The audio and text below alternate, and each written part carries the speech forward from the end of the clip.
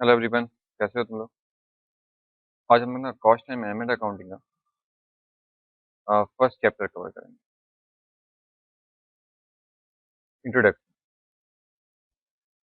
जैसे cost and management accounting ना एक अच्छा सब्जेक्ट है।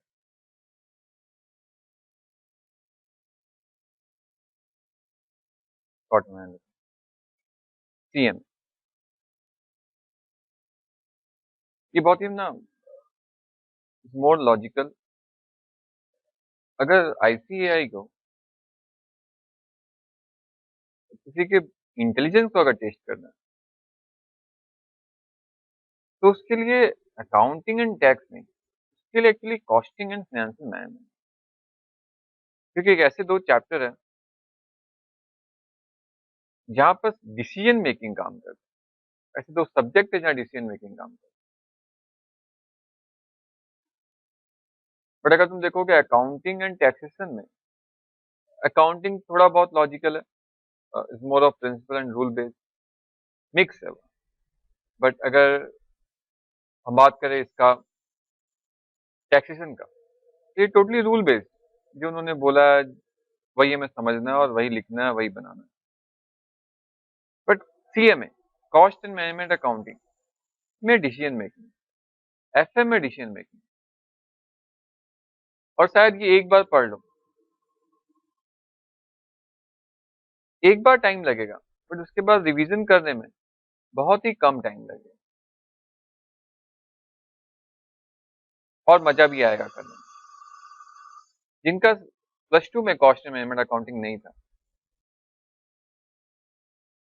उसे हो सकता है स्टार्टिंग फर्स्ट टाइम पढ़ते समय थोड़ा सा प्रॉब्लम फेस, और जिनका प्लस टू में पहले से कॉस्ट अकाउंटिंग था, उन्हें ये सब्जेक्ट बहुत ही इजी लगेगा। और है भी ये 100 मार्क्स। Scoring subject.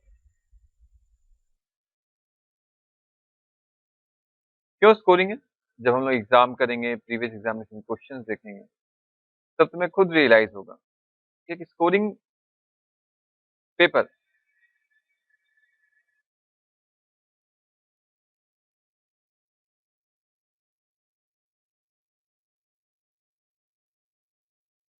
जब हम लोग कॉस्टिंग का बात करते हैं, तुम लोग भी स्टडी मैट निकालो। मेरे पास भी स्टडी मैट है, हार्ड कॉपी, और तुम लोग के पास भी होगा, और नहीं होगा तो सॉफ्ट कॉपी तुम लोग रेफर कर सकते हो।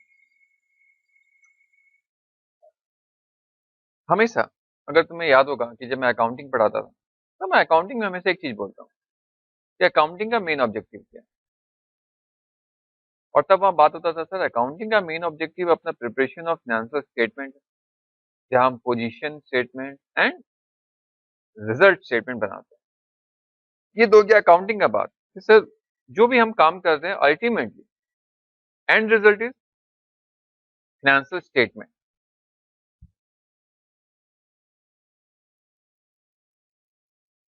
तो कॉस्टिंग में सर, जब अपने बात करें कि सर कॉस्ट अकाउंटिंग में हम लोग को अगर पूछा जाए कि करना क्या है, इसका मेन ऑब्जेक्टिव क्या है, कॉस्ट अकाउंटिंग का मेन ऑब्जेक्टिव क्या है, तो एक नाम से पता लग रहा होगा कि सर एक ऑब्जेक्टिव इसका बहुत ही क्लियर है।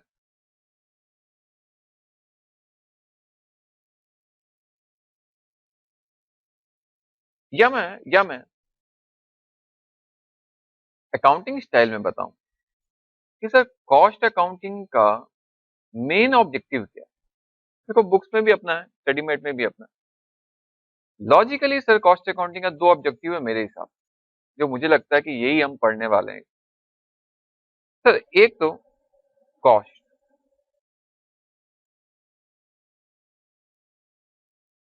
Sir ascertainment of cost, that mean sir cost निकालना। आऊंगा मैं उसके ऊपर और डिटेल। और दूसरा है सर कंट्रोल। मेरे हिसाब से पूरे पूरे कॉस्ट अकाउंटिंग का मेन प्रिंसिपल दो ही चीज, एक तो कॉस्ट निकालो। जब भी हम लोग कॉस्ट का बात करते हैं,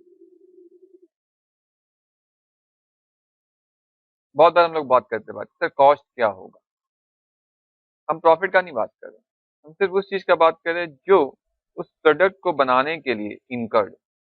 that means cost means sir expenditure incurred for a thing, for a service, जिसको कॉस्टिंग में बोलते हैं कॉस्ट ऑब्जेक्ट।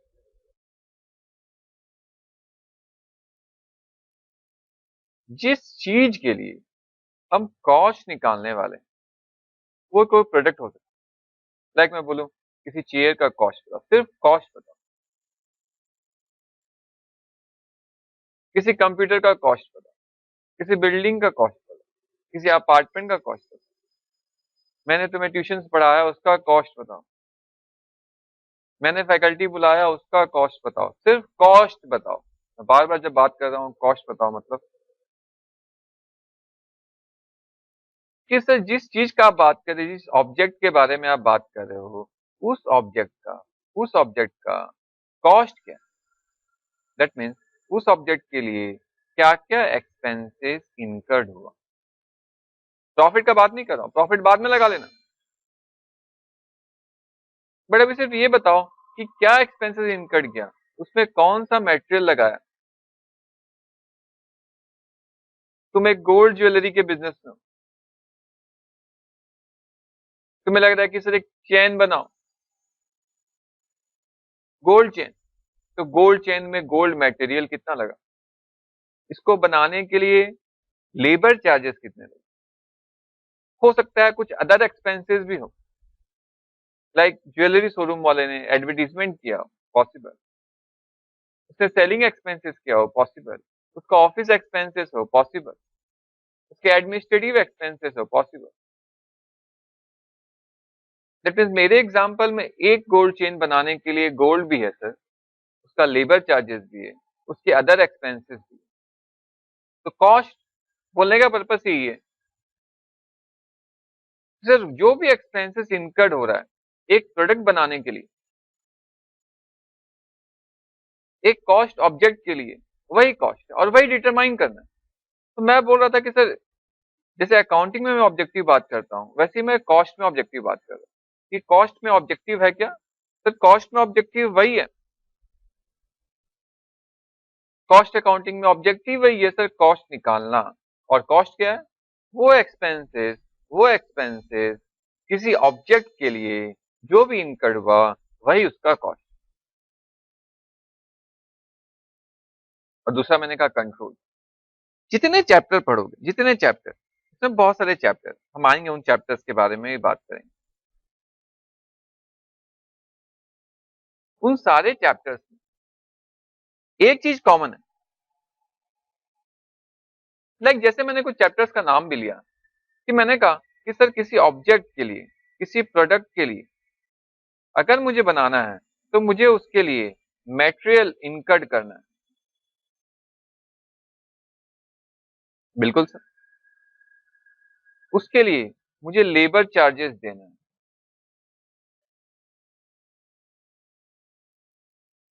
मुझे उसके लिए कुछ और भी एक्सपेंसेस करना है, अदर, मुझे उसके लिए बेचना भी है तो सेलिंग एक्सपेंसेस करना है, मुझे उसके ऑफिस रिलेटेड वर्क है तो एडमिन एक्सपेंसेस करना है, उसको बेचना है तो सेलिंग एक्सपेंसेस करना है, उसको पहुंचाना है तो डिस्ट्रीब्यूशन एक्सपेंसेस करना है। जब मैं प्रोडक्ट के कॉस्ट के बारे में बात कर रहा था तो मैंने कुछ चैप्टर्स भी कवर कर लिए। सर मटेरियल एक चैप्टर है तुम्हारा, लेबर एक चैप्टर है, एक्सपेंसेस में ये सारा एक्सपेंसेस,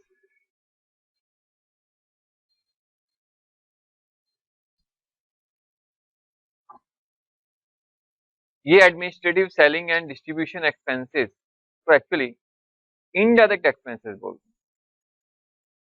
इसका और एक कॉस्टिंग का नाम है ओवरहेड। तो मैं ये एज्यूम कर रहा हूँ कि तुम लोग को कुछ नहीं आता, तुम्हारे +2 11 12 में कॉस्ट अकाउंटिंग नहीं था, तो कुछ कुछ वर्ड आए वो मैं बाद में फिर से रिपीट करूँ। बट हाँ सर, आप अभी ये बता रहे हैं कि हाँ एक मटेरियल कॉस्ट भी है, एक लेबर कॉस्ट भी है, उसके ऊपर भी चैप्टर्स है, और ओवरहेड, इनडायरेक्ट एक्सपेंसेस, उसके ऊपर भी एक चैप्टर। हाँ, ये सारे चैप्टर, दैट मीन्स हम कॉस्ट पढ़ने वाले हैं, हम मटेरियल कॉस्ट पढ़ने वाले हैं, लेबर कॉस्ट पढ़ने वाले हैं, एंड ओवरहेड कॉस्ट पढ़ने वाले हैं। और मैंने यही कहा था स्टार्टिंग में कि सारे चैप्टर्स में एक ऑब्जेक्टिव कॉमन है, कॉस्ट निकालना। मैं बोलूं मटेरियल का कॉस्ट निकालो, मैं बोलूं लेबर का कॉस्ट निकालो, मैं बोलूं ओवरहेड, एडमिनिस्ट्रेटिव कॉस्ट निकालो, सेलिंग कॉस्ट निकालो, डिस्ट्रीब्यूशन कॉस्ट। तो एक ऑब्जेक्टिव कॉस्ट अकाउंटिंग में है, और वो क्या है? और सर वो है नहीं of cost, computation of cost. तो होपफुली तुम लोग को कॉस्ट का मतलब समझ में आ गया कि सर जो एक्सपेंसेस इनकर्ड किया वही तो कॉस्ट। और दूसरा कंट्रोल, या तुम बोलो sir cost control. Sir control क्या? सर कंट्रोल का मतलब है डिसिप्लिन में लाना। DISCIPLIN, डिसिप्लिन में लाना, कॉस्ट को कंट्रोल करना।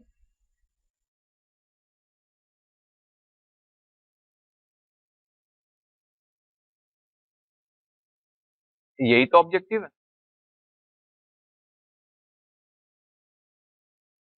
यही तो ऑब्जेक्टिव है कि सर जो एक्सपेंडिचर मैंने किया, मटेरियल, लेबर, एक्सपेंसेस, इन सबको मैं कंट्रोल भी करूं। मटेरियल जितना चाहिए, जो क्वालिटी चाहिए, जो क्वांटिटी चाहिए, वही लाया जाए। ज्यादा ले आऊंगा, ओवर स्टॉक करूंगा, तो मुझे पैसा चाहिए, कैपिटल लाना पड़ेगा, बोरो करना पड़ेगा, फंड ब्लॉक होगा, उस बोरो के लिए मुझे इंटरेस्ट पेमेंट करना पड़ेगा, तो सर कॉस्ट इंक्रीज होने वाला।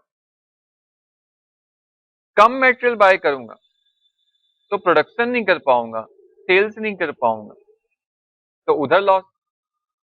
तो कंट्रोल, डिसिप्लिन में लाना, जो स्टैंडर्ड सेट किए गए हैं उस स्टैंडर्ड को मेंटेन करना, दैट इज व्हाट डिसिप्लिन। मेरे कोचिंग इंस्टीट्यूट में मैंने कोई बाहर में स्टाफ रखा है, क्यों रखा है? कि कोई बाहर का आदमी अपने आप अंदर नहीं आ जाए, पहले वो पूछे कि क्या काम है, फिर उसे मेरे पास भेजा जाए। डिसिप्लिन में लाना। तुम किसी मॉल में जाते हो, कोई प्रोडक्ट खरीदते हो, तो प्रोडक्ट खरीदना है तुम्हें, उस प्रोडक्ट पे वो कोई स्पेशल आइटम लगाते हैं, ताकि ताकि वो प्रोडक्ट कोई चोरी करके नहीं ले जाता। डोर पे, डोर पे उनके ऐसे इंस्ट्रूमेंट्स लगे हुए हैं, और जो आइटम उस प्रोडक्ट पे लगा हुआ है वो इंस्ट्रूमेंट डिटेक्ट कर ले कि हाँ ये आइटम अभी तक कैश काउंटर से होके नहीं आया, या उसका बिल नहीं कटा। तो तुम परचेज किए कोई प्रोडक्ट, उसका बिलिंग करवाए, उस प्रोडक्ट पे एक स्पेशल चिप लगा रहता है, उस चिप को वहां से निकलवाए। अगेन जब मेन डोर पे जाओगे, वो इंस्ट्रूमेंट लगा हुआ, वो वहां पर ऑटोमेटिक स्कैन करेगा कि तुम्हारे पास कोई ऐसा प्रोडक्ट तो नहीं जिसमें कि वो चिप लगा हुआ है। फिर वहां का सिक्योरिटी गार्ड तुम्हारा बिल देखेगा, प्रोडक्ट के साथ मैच करवाएगा, और फिर तुम्हें जाने देगा। ये सारी बातें क्या थी? Control. But that is called internal control. यहां हम बात कर रहे हैं कॉस्ट कंट्रोल। जैसे मैंने एग्जांपल दिया कि मटेरियल ज्यादा अगर तुमने मंगा लिया तो कंट्रोल नहीं रहा मटेरियल के ऊपर, वेस्टेज ज्यादा होगा, पॉलिश ज्यादा होगा, एक्सपेंडिचर ज्यादा होगा। वैसे लेबर, लेबर को कंट्रोल नहीं करोगे तो वो सोएगा, काम कम करेगा, आइडल टाइम ज्यादा मेंटेन करेगा, लेट से आएगा, जल्दी जाएगा, तो और लेबर जरूरत पड़ेगी, और पैसा लगेगा। ठीक से उसको सुपरवाइज नहीं करोगे तो वो ज्यादा वेस्ट करेगा। वैसे ही एक्सपेंसेस। तो सर सेकंड ऑब्जेक्टिव अपना हो गया कि अपने को जो कॉस्ट हम इनकर्ड करने वाले हैं उनको कंट्रोल कर। दैट मीन्स यही कॉस्ट अकाउंटिंग में हम पढ़ने वाले हैं हर चैप्टर में कि बताओ वो कॉस्ट क्या जो हम पढ़ने वाले हैं। और अगर हमने कॉस्ट आइडेंटिफाई कर लिया तो बताओ उसको हम कंट्रोल कैसे करेंगे, क्योंकि कंट्रोल कर पाए और कंप्यूट कर पाए तभी तो डिसीजन ले पाएंगे कि हाँ ऐसा करना है या ऐसा नहीं करना। तो मेरे हिसाब से दो ही ऑब्जेक्टिव है, main objective in cost accounting, in in all other chapters also. फिर भी sir, and what is cost accounting ये तो हम बाद में डिस्कस करेंगे, बट अभी ये समझ में आ रहा है कि सर कॉस्ट अकाउंटिंग में कॉस्ट निकालना और दूसरा उस कॉस्ट को कंट्रोल करना। ठीक है, बहुत बढ़िया बात। आगे आगे तो तुम्हारे स्टडी मैट के हिसाब से भी मैं देखूंगा कि सर कॉस्ट अकाउंटिंग का ऑब्जेक्टिव। आ जाओ स्टडी मैट, मीनिंग डेफिनेशन ये सारे बाद में हम बात करें। सर एक है एजरटेनमेंट ऑफ कॉस्ट जो मैं बोल रहा था।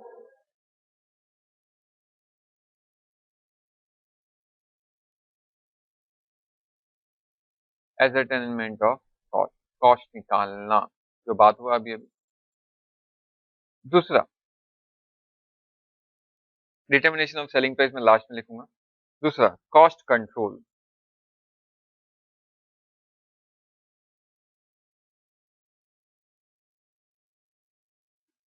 कॉस्ट कंट्रोल ऑलरेडी मैं बोल रहा था, तो maintaining discipline, expenditure are in consonance with predetermined set of standards and any variation from this set of standards is noted and reported on continuous basis. Cost deviate हुआ, तुम जो चाहते थे वो नहीं हुआ। तुमने जो स्टैंडर्ड सेट किए थे कि सर डेली एक वर्कर 8 घंटा काम करना है, वो 5 घंटा काम के चला जाए, तो स्टैंडर्ड से डेविएट हुआ, वेरिएशन आया, इसको नोट करो कि 3 घंटा कम काम, रिपोर्ट करो on a continuous basis. That is what cost control. Discipline मिला, कॉस्ट रिडक्शन भी मैं बाद में बात करूंगा। तीसरा अपने बोल सकते हैं डिसीजन मेकिंग।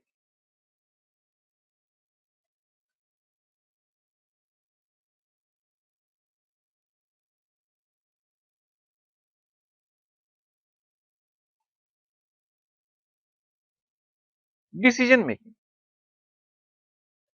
ऑब्वियसली, जैसे मैंने कहा कि ये चैप्टर में एक वर्ड और है मैनेजमेंट, और मैनेजमेंट का मतलब है डिसीजन लेना।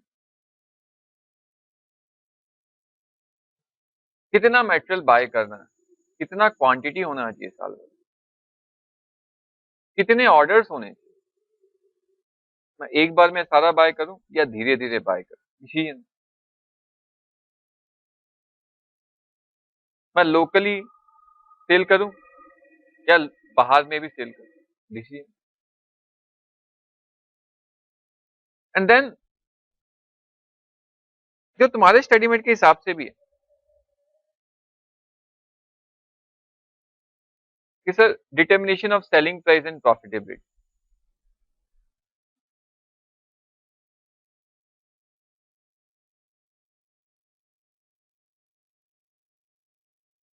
ऑब्वियसली कॉस्ट अगर हमने निकाल दिया और उसमें प्रॉफिट ऐड कर दिया तो हमारा डेफिनेटली सेलिंग प्राइस आ जाएगा, क्योंकि मेरा सेलिंग प्राइस जनरली क्या होता है sir, selling price is cost plus profit. तो प्रॉफिट तो अपना है कि कितना हमें लगाना है, या फिर मैं ऐसा बोलूं कि सर मेरा प्रॉफिट क्या हो सकता है, तुम लोग सर प्रॉफिट हो सकता है selling price minus cost, but in दोनों के लिए सर कॉस्ट निकालना। तो इसलिए मैंने कहा कि ये प्राइमरी ऑब्जेक्टिव नहीं है मेरे लिए कि कॉस्ट में निकालूंगा तभी मैं सेलिंग प्राइस निकाल सकता हूँ, कॉस्ट में निकालूंगा तभी मैं प्रॉफिट निकाल सकता हूँ। तो कॉस्ट दोनों के लिए चाहिए, एंड जब मेरे पास कॉस्ट है, सेलिंग प्राइस है, तब डिसीजन मेकिंग अपने आप आएगा। The last one I will say the cost reduction.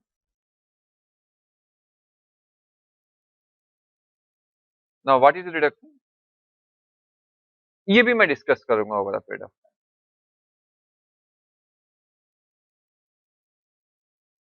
But अभी सर दो इंपॉर्टेंट ऑब्जेक्टिव है, एक तो कॉस्ट निकालना और दूसरा कंट्रोल करना। ये सारी चीजें over a period of time हम डिस्कस करें। डोंट वरी, कॉस्ट रिडक्शन भी हम डिस्कस करेंगे, कंपैरिजन भी डिस्कस करेंगे, बट जब जिस चैप्टर में जहां आएगा तब डिस्कस करेंगे। बहुत इंपॉर्टेंट पॉइंट है difference between cost control and cost reduction, but not now, definitely I will discuss.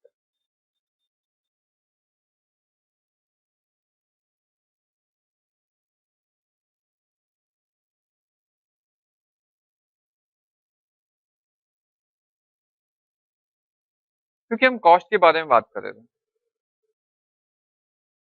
Next हम बात कर लेते हैं classification of cost.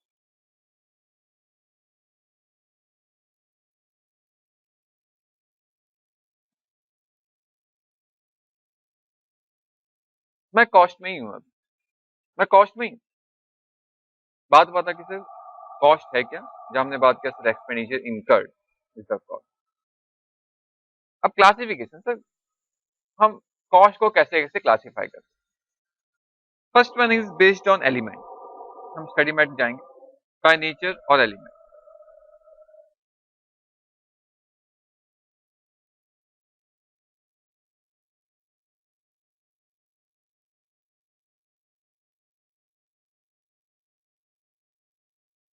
By nature और एलिमेंट, आ जाओ स्टडी में, नोट डाउन भी करते जाओ साथ साथ।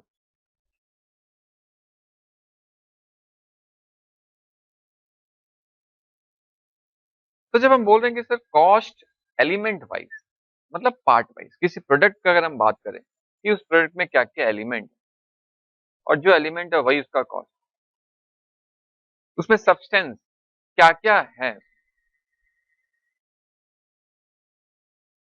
तो बाय एलिमेंट अगर तुम देखोगे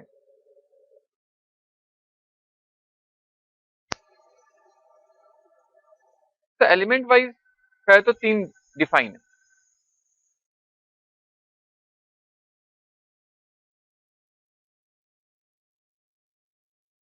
सिर्फ तीन कैटेगरी ऑफ कॉस्ट हो सकती है बाय एलिमेंट।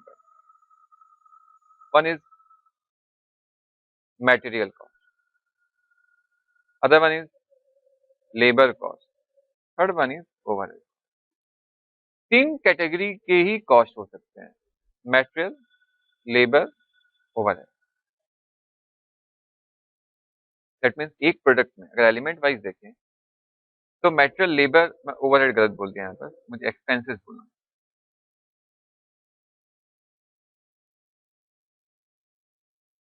किसी भी चीज का मैं एग्जांपल ले लूं, मैं बोलूं कि मोबाइल फोन का बताओ कि सर कॉस्ट क्या होगा, तो बोलोगे सर मोबाइल फोन में एक मुझे मटेरियल दिख रहा है, मोबाइल फोन में ये मटेरियल मुझे दिख रहा है, इसको जिस लेबर ने बनाया है, असेंबल किया, उसका कॉस्ट। और सर इस मोबाइल में आपका ये जो मोबाइल सैमसंग कंपनी का है,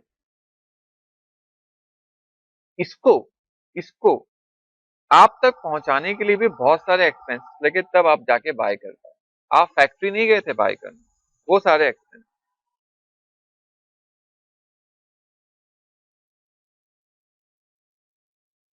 बट हर एलिमेंट में, तो ये समझ में आ गया सर किसी भी प्रोडक्ट में तीन टाइप के एक्सपेंसेस हैं, one is material, other one is labour, the third one is expense.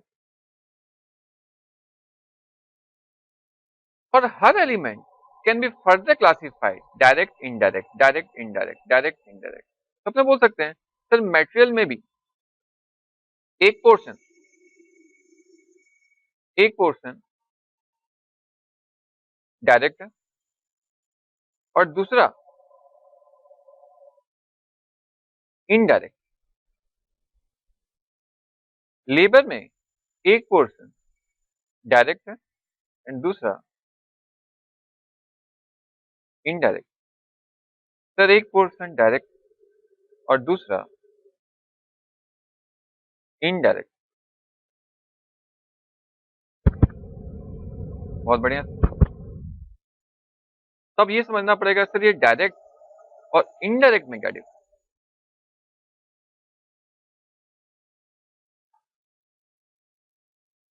Direct cost वो है जो प्रोडक्ट में दिखता है, जो present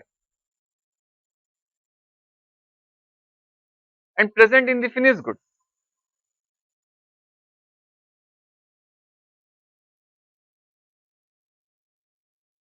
present in finish good, जो गुड्स बना लास्ट तक उसमें वो डायरेक्ट कॉस्ट प्रेजेंट है। लाइक अगर मैं बोलूं कि सर आप इस मोबाइल फोन का एग्जांपल दे रहे थे, इस मोबाइल फोन का एग्जांपल दे रहे थे, इस मोबाइल फोन में तुम्हें दिख रहा होगा इसका स्क्रीन या इसके ऊपर एक प्लास्टिक कवर, इसके अंदर बहुत सारे आइटम जो स्क्रीन के अंदर है, इसका प्रोसेसर अंदर में, बट है तो मटेरियल। मेरे हाथ में एक पेन है, इसका मटेरियल, अरे सर मटेरियल दिख रहा है, हाँ जो दिख रहा है वही तो डायरेक्ट, जो दिख रहा है वही डायरेक्ट। मैं तुम्हारे साथ डायरेक्ट कांटेक्ट में हूं, बट क्या मेरा स्टाफ डायरेक्ट कांटेक्ट में है? बट हाँ सर वो भी शायद काम कर रहा है वो इनडायरेक्ट। अरे वाह, समझ में आया। तो डायरेक्ट ऐसा जो प्रेजेंट है, कहाँ प्रेजेंट? फिनिश गुड्स में present। वैसे डायरेक्ट लेबर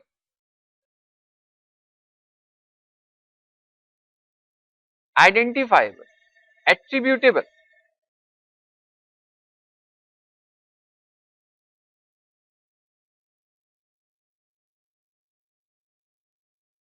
लेकिन identifiable to the product, finish good, service. मैं अगेन बोलूं कि सर इस मोबाइल फोन को पक्का कोई ना कोई असेंबल कर रहा है, जो असेंबल कर रहा है उसके बगैर तो ये हो ही नहीं सकता। अगर उसके बगैर हो जाता तो वो इनडायरेक्ट। मैं पढ़ाने नहीं आऊं तो ये वीडियो नहीं बनेंगे, तो मेरा कॉस्ट डायरेक्ट। बट मेरा स्टाफ नहीं आए तो क्या ये वीडियो बनेगा? हाँ सर बनेगा, क्योंकि आपको बनाना है। तो मेरे स्टाफ का कॉस्ट क्या है? इनडायरेक्ट। तो सर डायरेक्ट कौन है? सर डायरेक्ट वही है जो प्रोडक्ट में है, जो दिखता है, उसके बगैर प्रोडक्ट नहीं बन सकता, वो कंपलसरी।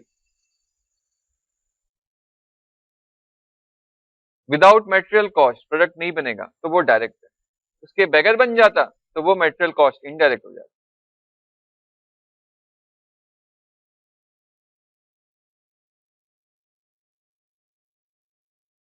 एक सुपरवाइजर, मैं सिक्योरिटी गार्ड फिर का एग्जांपल, सर फैक्ट्री में सिक्योरिटी गार्ड बाहर में बैठा है, लेबर आता है उनका अटेंडेंस देता है और लेबर चले जाते हैं। लेबर नहीं आए तो प्रोडक्ट नहीं बनेगा, बट सिक्योरिटी गार्ड नहीं आए तो प्रोडक्ट बनेगा, क्योंकि लेबर आया है वो फैक्ट्री में जाके काम करेगा।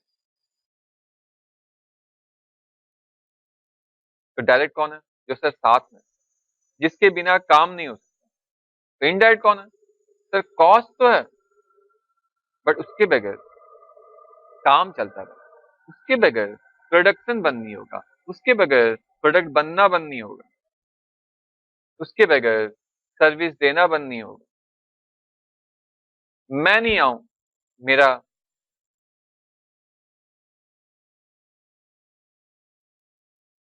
मैं नहीं आऊं तो मेरे क्लासेस नहीं हो, तो मेरा कॉस्ट क्या है? डायरेक्ट।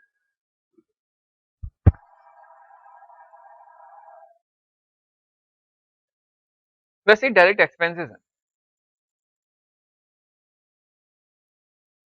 एक मशीन का power,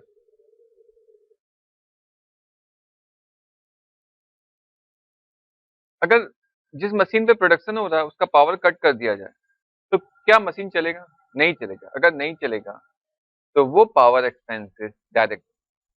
but general lighting of factory, general lighting, factory में एक रोड है, उसके ऊपर एक लाइट है, उस रोड को फोकस किया जा रहा है लाइट से कि लोग देख पाए रोड, चल पाए उस पर आराम। वो लाइट एक्सपेंसेस तो है, बट डायरेक्ट नहीं। तो सर डायरेक्ट एक्सपेंसेस क्या हो गया? तुम बोल सकते हो sir incurred for a particular object.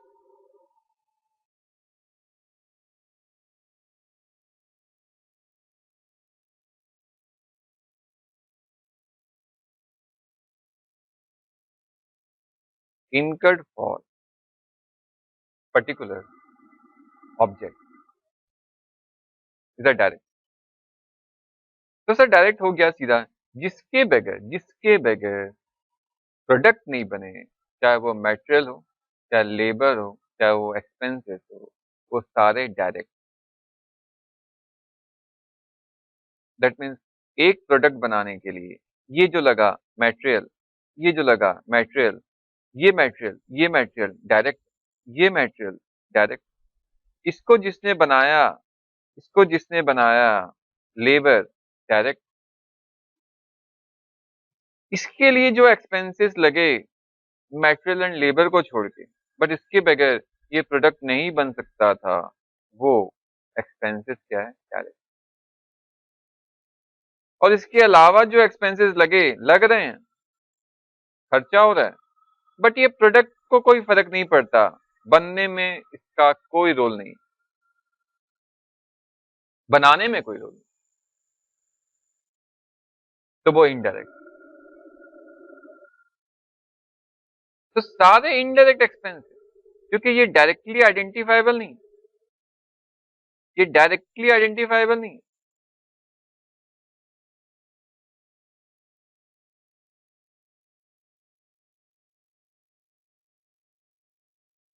Are called overhead. इसका भी चैप्टर,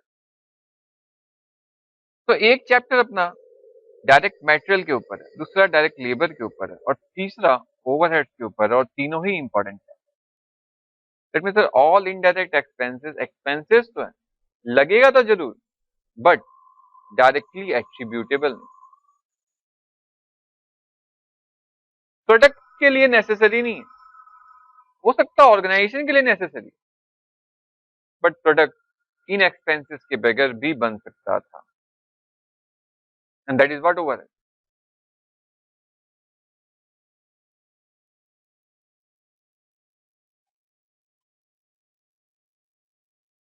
लाइक इनडायरेक्ट मेटेरियल का सिर्फ एग्जांपल बोल, इनडायरेक्ट मेटेरियल का एग्जांपल स्टोर,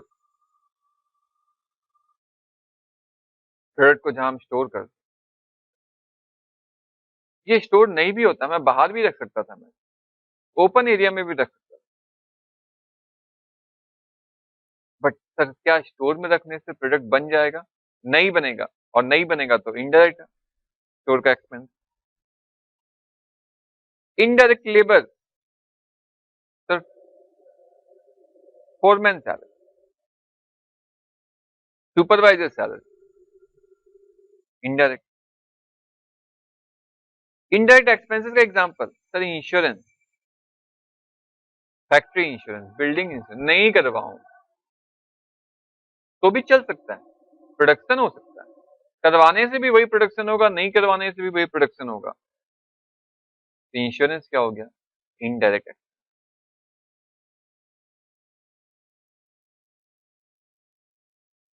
तो बाय एलिमेंट,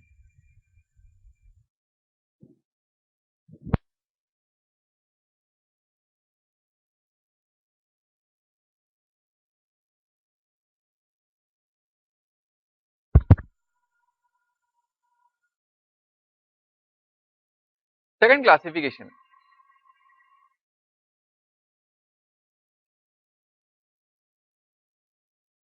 तो बाय एलिमेंट हमने कवर कर लिया, material, labour, expenses, direct material, indirect material, direct employ या direct labour, indirect labour, direct expenses, indirect expenses, ये सारे indirect expenses are called overhead. And then overhead, production overhead है, administrative overhead है, selling and distribution overhead, production जो factory related हो, but compulsory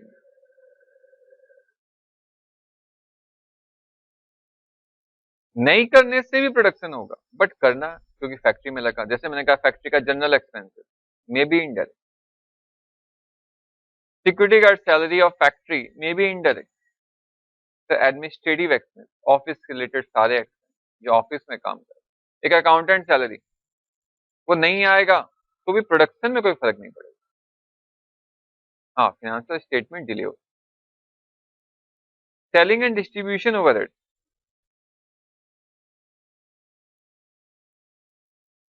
जैसे मैंने कहा बेचना, एडवर्टीजमेंट करना, selling, distribution, van, driver salary, driver van salary, distribution है। बट ये सारे क्या है? इनडायरेक्ट।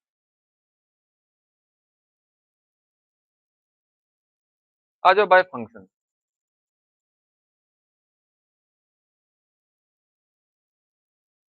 इनके आइडेंटिटी के हिसाब,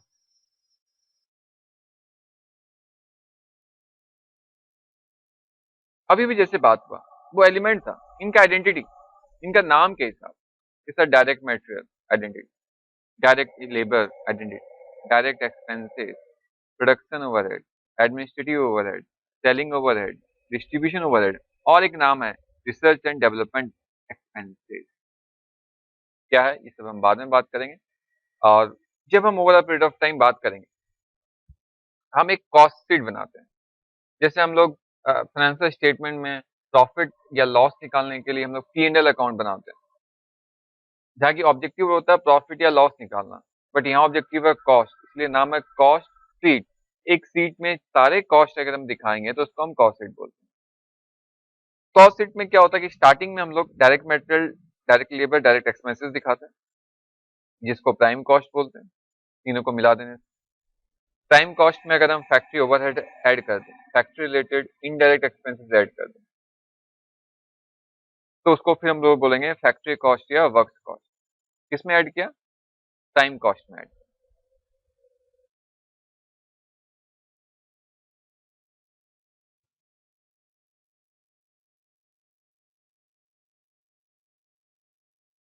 तो प्राइम कॉस्ट में फैक्ट्री ओवरहेड ऐड किया, तो ये हो गया फैक्ट्री कॉस्ट। फिर फैक्ट्री कॉस्ट में एडमिनिस्ट्रेटिव ओवरहेड ऐड किया, तो इसको हम लोग बोलेंगे cost of goods sold. Cost of goods sold में सेलिंग एंड डिस्ट्रीब्यूशन ऐड किया, तो हम लोग क्या बोलेंगे? Cost of sale. या फिर सर ऐसा बोलो, सर आप यहाँ पर लिख दो, बाकी मैं डिटेल में कॉस्ट शीट में भी लिखूंगा, में ओपनिंग क्लोजिंग भी हम बात करेंगे। बट हाँ सर, यहाँ पर फैक्ट्री ओवरहेड ऐड कर दो तो फैक्ट्री कॉस्ट, यहाँ पर एडमिन ओवरहेड ऐड कर दो तो cost of goods sold, cost of goods sold में सेलिंग एंड डिस्ट्रीब्यूशन ऐड कर दो तो क्या बन गया? कॉस्ट ऑफ सेल्स बन गया। और इसमें अगर हम प्रॉफिट ऐड कर दें तो फिर ये सेलिंग प्राइस। ठीक है, वापस।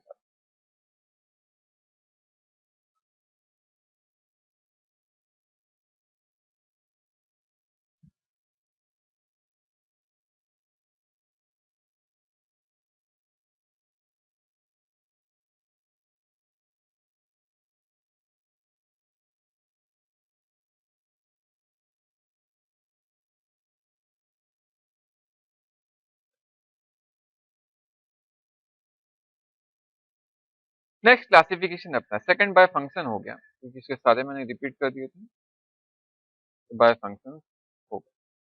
Third category of classification by behaviour या बाय वेरिएबिलिटी।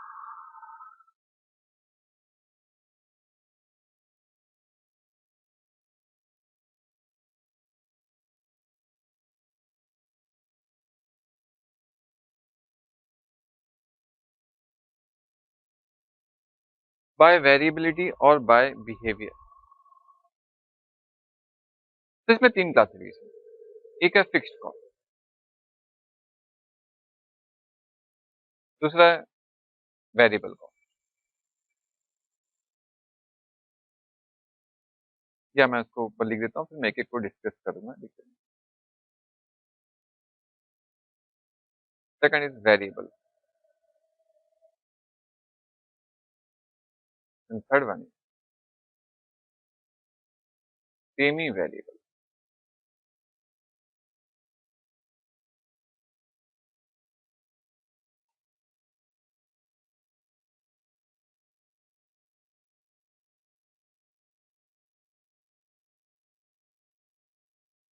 बाय वेरिएबिलिटी और बिहेवियर।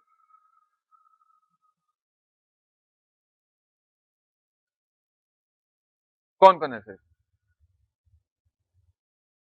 एक बार बाहर निकलो ना, पता इस टाइम में बाहर एक बार निकलो तो आप कम से कम तीन चार लोगों से तो मिल ही ले।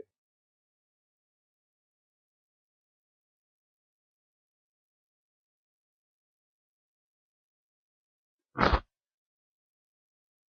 ना? उस समय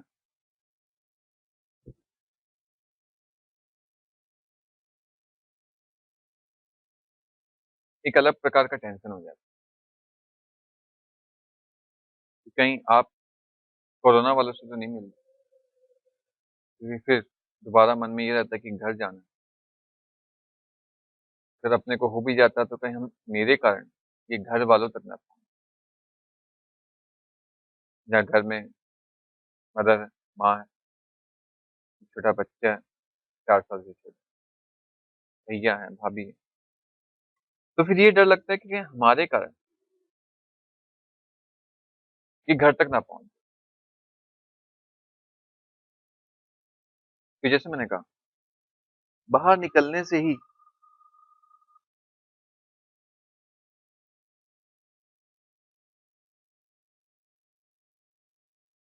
कुछ लोगों से मिलना हो ही जाता है।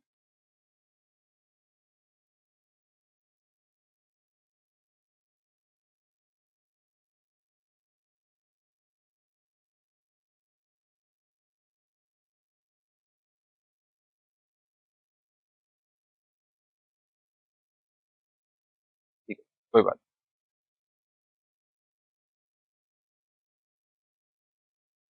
तो अपने बात कर लेते हैं, मैं वापस आ जाऊँ कि फ़ोकस ना कर पाऊँ।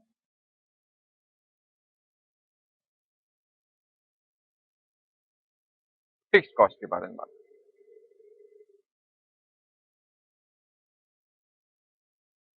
नाम से पता लग रहा है, तो क्या पता लग रहा है नाम? Sir irrespective of production, fixed cost के तुम्हें थोड़े से ये समझने पड़ेंगे features. So it is like a period cost,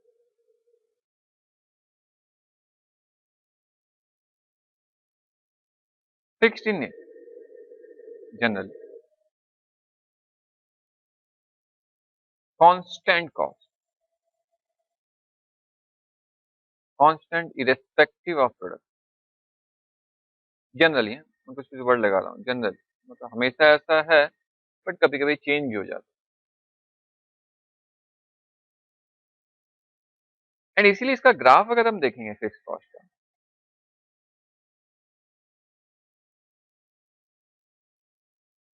कि एक्स एक्सिस में मेरा प्रोडक्शन और वाई एक्सिस में अमाउंट। तो प्रोडक्शन जैसे-जैसे बढ़ता जाए, अगर मैं बोलूँ कि सर यहाँ 1000 है, फिर 2000 आएगा, फिर 3000 ऐसे 4000 5000, और अगर रुपीज़ 0 से स्टार्ट हुआ तो ये ऊपर इंक्रीज़ करेगा, और अगर फिक्स्ड कॉस्ट है, तो उसका लाइन रिस्पेक्टिव ऑफ प्रोडक्शन ये लाइन सेम ही होगा। दैट मीन्स ये कॉस्ट, सपोज़ मैंने कहा कि ये 10,000 है, तो 1000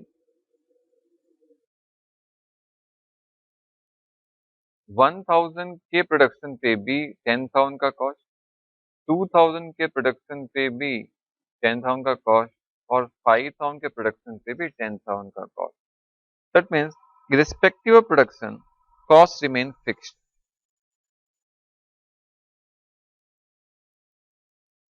बट मीन्स सर ये एक आउटपुट तक, बट हो सकता है मैं 5,000 के बाद 10,000 अगर मुझे प्रोडक्शन करना पड़े, तो मुझे और एक कैपेसिटी के लिए और स्पेस चाहिए, तो हो सकता है कि मेरा डबल हो जाए।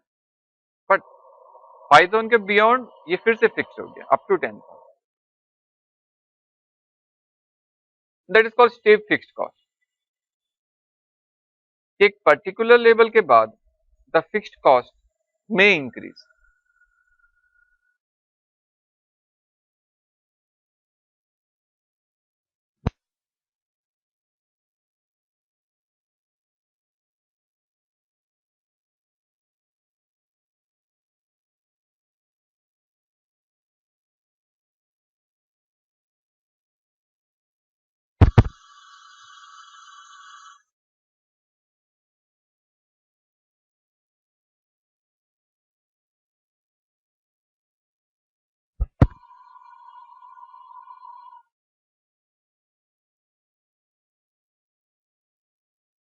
तो जैसे मैंने कहा ये कांस्टेंट है,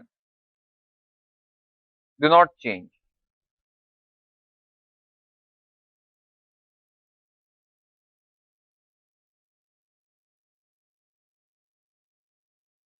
with the change in output.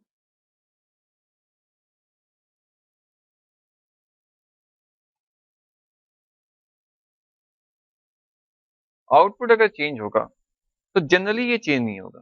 1000 पे भी 10,000, 2000 पे भी 10,000, 5000 पे भी 10,000, बट हाँ, एक एक एक लेवल के बाद 5000 से ये जब इसके बियॉन्ड गया तो ये शायद 20,000 हो जाए। तो दैट मीन्स एक लेवल के बाद ही ऐसा हुआ, इस लेवल से पहले नहीं। बट हाँ, तुम्हें ये समझ में आ गया सर, नाम बोला जा रहा है फिक्स। एग्जाम्पल सर कुछ बताइए, कुछ एग्जाम्पल देख लो फिक्स कॉस्ट। जनरली रेंट एक पर्टिकुलर पीरियड के लिए फिक्स रहता है, like 12 month fix, no change.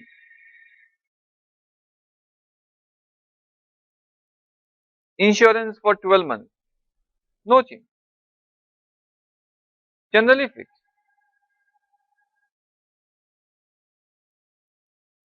एक बार दिया 12 मंथ का, एक बार में प्रीमियम दे दिया, तो 12 मंथ के लिए फिक्स रहा, देयर इज नो चेंज। और अगर ये चेंज हो रहा है तो इसको अपने बोलते हैं स्टेप फिक्स्ड कॉस्ट। आएगा, आएगा जब हम बात करेंगे, बट फॉर टाइमिंग ये सोचो कि सर फिक्स वो है जो चेंज नहीं होता, जनरली चेंज नहीं होता, एक लेवल के बाद ही चेंज हो सकता है, उससे पहले ये चेंज नहीं होता।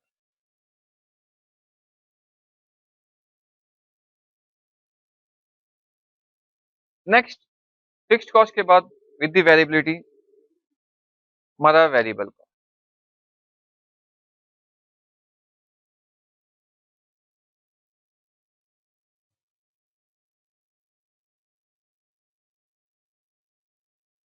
दैट मींस सर हमने जब प्रोडक्ट का कॉस्ट के बारे में बात कर रहे थे तो हमने कहा था कि सर एलिमेंट वाइज में मेटेरियल होता, लेबर होता, ओवरहेड होता।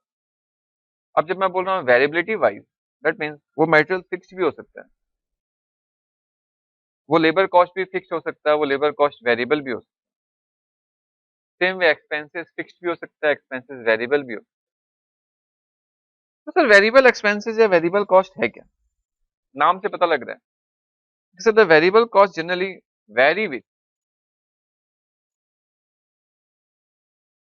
with the volume of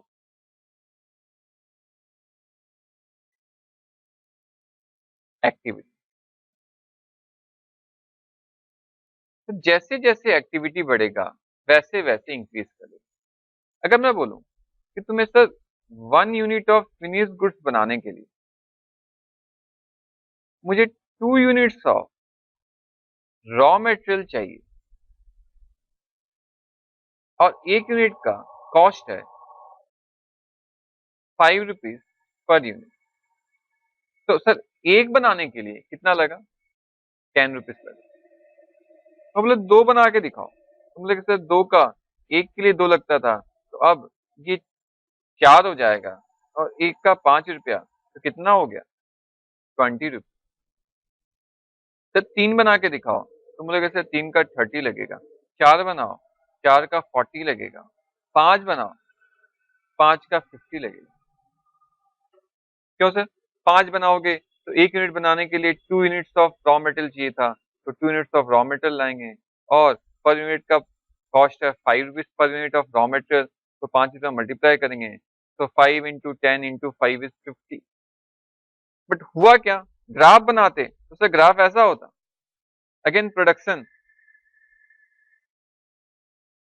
again amount rupees, तो 0 पे 0 था, no production, no variable cost.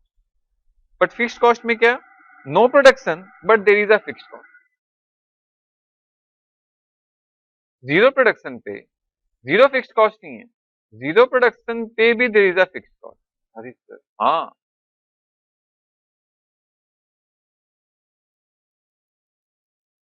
But variable cost के ग्राफ में आ जाओ, वेरिएबल कॉस्ट के ग्राफ में आ जाओ, जीरो प्रोडक्शन, थोड़ा ग्राफ में ठीक है,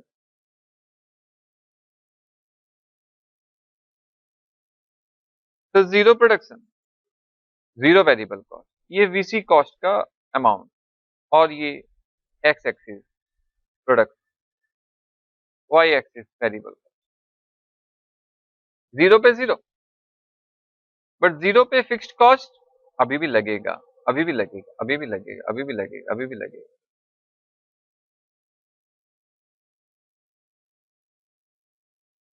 तो वेरिएबल कॉस्ट जैसे जैसे बढ़ेगा, 1 यूनिट हुआ सर, तो 1 यूनिट पे 10 रुपया लगा, 1 यूनिट पे 10 रुपया लगा, ये 10 रुपीज, 2 यूनिट्स लगा 20 रुपीज, 3 यूनिट्स लगा 30 रुपीज,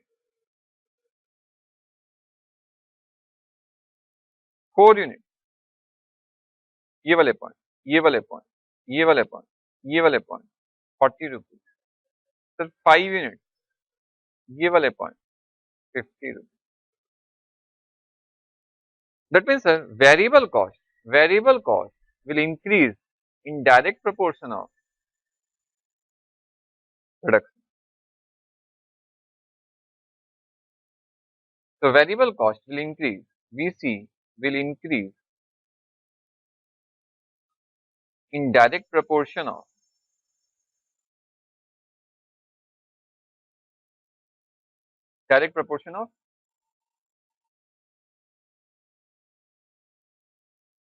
production. प्रोडक्शन बढ़ेगा तो वेरिएबल कॉस्ट बढ़ेगा, प्रोडक्शन कम होगा तो वेरिएबल कॉस्ट कम भी होगा।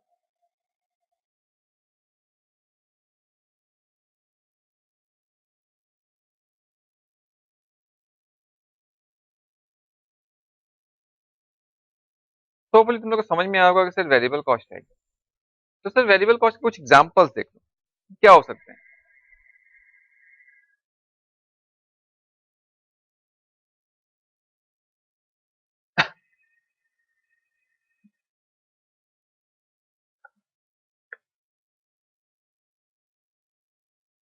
सारे डायरेक्ट कॉस्ट जनरली, सारे डायरेक्ट कॉस्ट जनरली वेरिएबल होते हैं, लाइक मटेरियल, प्रोडक्ट बनेगा तो लगेगा ही लगेगा, लेबर, प्रोडक्ट बनेगा तो और वर्कर को बुलाने पड़ेंगे, लेबर, और डायरेक्ट एक्ट। सर आप कोई प्रोडक्ट बना रहे हो, उस प्रोडक्ट का जो भी मटेरियल है वो डायरेक्ट है, जितना ज्यादा प्रोडक्शन उतना ज्यादा मटेरियल, तो all direct cost generally are variable cost. So all material, labor and direct expenses are variable cost, not period cost. Period cost भी डायरेक्ट हो सकता है, बट अंडरस्टैंडिंग और करंट अंडरस्टैंडिंग तुम ये समझो, तो जितने भी डायरेक्ट कॉस्ट होते हैं वो जनरली वेरिएबल। थर्ड कैटेगरी के आ जाओ, semi variable cost, based on variability, semi variable cost.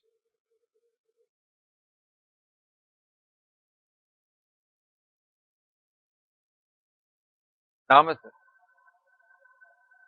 Semi variable में दो कंपोनेंट, एक कंपोनेंट है इसका वेरिएबल पार्ट और दूसरा कंपोनेंट है fixed part. That means sir semi variable के दो पोर्शन होते हैं, एक फिक्स्ड पोर्शन, दूसरा वेरिएबल का पोर्शन। फॉर एग्जांपल मैं बोलूं, पुराने जमाने अपना अगर टेलीफोन बिल आता था बीएसएनएल का, जब लैंडलाइन हुआ करता था, तो टेलीफोन बिल में एक फिक्स्ड कंपोनेंट होता था, सपोज करो 150 रुपीज पर मंथ, और उसका एक वेरिएबल पोर्शन होता था, सपोज 2 रुपीज पर कॉल।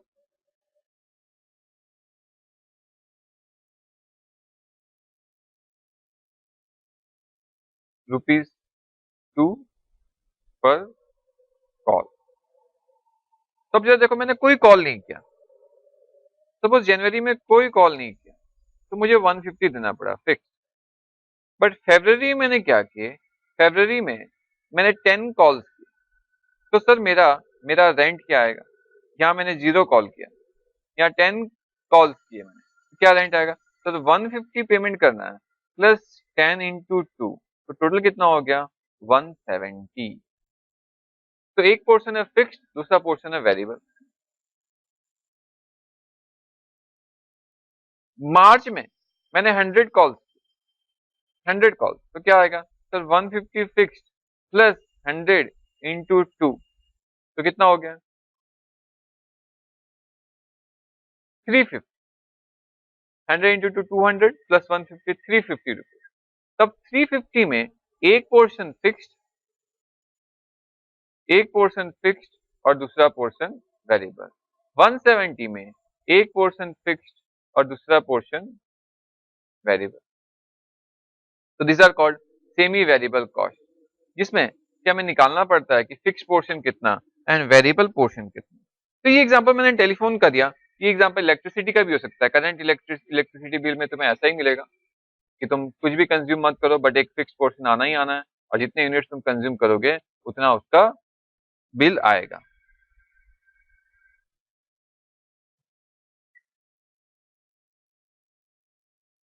तो सेमी वेरिएबल कॉस्ट का जनरली ग्राफ अगर देखोगे, एक फिक्स पोर्शन होता है इनका और एक वेरिएबल पोर्शन होता है, इसको हम लोग टोटल कॉस्ट का ग्राफ भी बोलते हैं, कि ये फिक्स पोर्शन ग्राफ और ये वेरिएबल पोर्शन ग्राफ।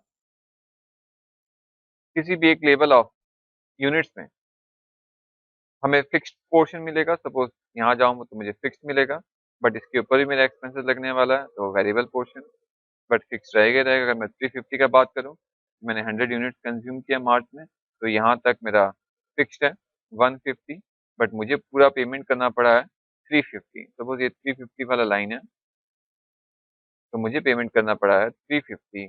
तो 350 out of 350 150 is your fixed and balance 200 is variable. तो ये हो गया सेमी वेरिएबल का लाइन, जिसको हम लोग बोल सकते हैं total cost line. Total cost line generally 0 से स्टार्ट नहीं होता, ये फिक्स कॉस्ट के पोर्शन के बाद से स्टार्ट होता है, बट हम डिस्कस करेंगे। बट हमारा तो अभी सिर्फ ये बात हो रहा था कि based on behaviour, based on variability, yes, based on variability क्या क्या कॉस्ट हो सकते हैं। तो sir fix period cost, no fluctuation, no change respective of production, इसका ग्राफ स्ट्रेट होता है। Variable cost, it will change, it vary with the volume of activity. Increase in the activity, it will increase the variable cost. All direct expenses are variable cost. इसका line 0 से start होगा और आगे जाएगा। Semi variable, जैसे मैंने कहा कि sir semi variable cost both includes both fixed and variable cost, और जैसे मैंने एग्जांपल दिया टेलीफोन का, इलेक्ट्रिसिटी का, और भी एग्जांपल है। इसका ग्राफ अगर तुम देखोगे तो जनरली ये 0 के बाद से टोटल कॉस्ट का लाइन है, जिसमें फिक्स पोर्शन भी है और वेरिएबल पोर्शन भी, ये सीधा स्ट्रेट लाइन जाएगा। और जल्दी जल्दी वीडियोस देखो तुम लोग, और वीडियो देख के काम और करना है तुम्हें, study mat line by line cover करना है, और जो मैं एग्जांपल, जो मैं क्वेश्चन सेट करूंगा साथ साथ कवर करना है, उसको वेट नहीं करना। मैं फिर से एक बार पूरा रिवाइज कर देता हूँ ताकि तुम लोग को पूरा अच्छा से समझ में आ जाए, और उसके बाद जो क्लासिफिकेशन बचा है मैं उसको कंप्लीट करूँगा। तो एक बार फिर से हम लोग रिवाइज कर लेते हैं। कि पूरे कॉस्टिंग में एक कॉमन ऑब्जेक्टिव है उसके पूरे चैप्टर का, एज वेल एज हर एक चैप्टर में चाहे वो मटेरियल है, चाहे लेबर है, चाहे ओवरहेड है, इन सब में एक ही ऑब्जेक्टिव है कि कॉस्ट निकालना और उसको कंट्रोल करना। फिर बात पता है सर कॉस्ट है क्या? कॉस्ट है जो भी एक्सपेंसेस इनकर्ड हुआ, जिस चीज के लिए हुआ। कोई ऑब्जेक्ट हो सकता है, कोई थिंग हो सकता है, कोई सर्विस हो सकता है, कोई प्रोडक्ट हो सकता है, उसमें मटेरियल लगेगा, लेबर लगेगा, एक्सपेंसेस लगेगा, और अदर एक्सपेंसेस लगेंगे जो कि डायरेक्टली आइडेंटिफाइबल नहीं होंगे। ये सारे एक्सपेंसेस डायरेक्टली आइडेंटिफाइबल, पता लग जाएगा कि हाँ इतना ही इनकर्ड करना है इनके साथ। बट ये वाले एक्सपेंसेस एक्सपेंसेस तो है बट नॉट डायरेक्टली आइडेंटिफाइड, अलग से लगा कॉस्ट बट आइडेंटिफाई नहीं हुआ, तो इसीलिए इसको हम बोल रहे हैं ओवरहेड और इनडायरेक्ट कॉस्ट। कल ये भी बात हुआ था। और 5 ऑब्जेक्टिव्स थे जिसमें मैंने एजरटेनमेंट ऑफ कॉस्ट कवर किया था एंड कॉस्ट कंट्रोल कवर किया था। और जहां हमने कॉस्ट कंट्रोल के बारे में ये बात किया था कि sir cost control means discipline में लाना, जो हमने स्टैंडर्ड सेट किया है, जो हमने सेट किया है उस स्टैंडर्ड के हिसाब से वर्कर काम करे, उस स्टैंडर्ड के हिसाब से प्रोडक्ट काम हो, उस स्टैंडर्ड के हिसाब से जो हमने set of rules, set of guideline set किया है based on experience, based on research, उसके हिसाब से ही काम चले, उसी को हम बोल रहे हैं कंट्रोल, डिसिप्लिन में लाना।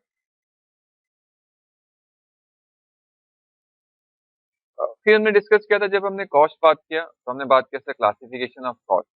क्लासिफिकेशन ऑफ कॉस्ट में बहुत सारे क्लासिफिकेशन है based on different categories. First था बाय नेचर और एलिमेंट, एक प्रोडक्ट में क्या क्या चीज हमें दिखाई देता है, उसका पार्ट क्या क्या है, तो वहां बात हुआ था material, labour and expense, and हर एक कंपोनेंट में direct, indirect, direct, indirect, direct, indirect. अभी भी बात किया कि सर डायरेक्ट मतलब जो प्रोडक्ट में है, आइडेंटिफाइबल है, उसका मटेरियल, उससे रिलेटेड लेबर, उससे रिलेटेड एक्सपेंसेस।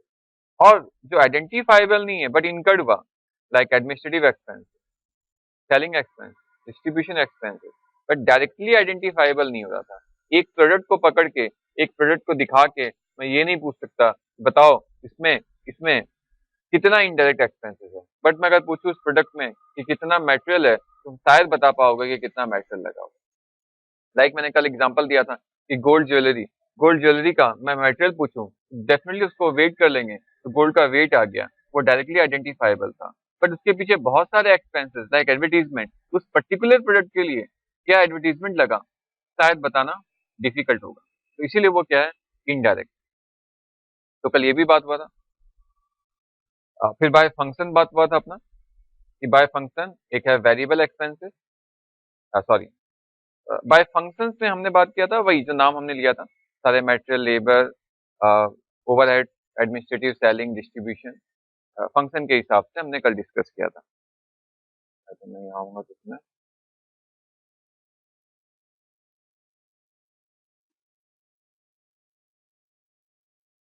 हम्म, ये फंक्शन वाइज कल हमने डिस्कस किया था, रिसर्च एंड डेवलपमेंट मैंने डिस्कस नहीं किया, बट जब ये आएगा तो मैं रिसर्च एंड डेवलपमेंट एक्सपेंसेस भी डिस्कस करूंगा।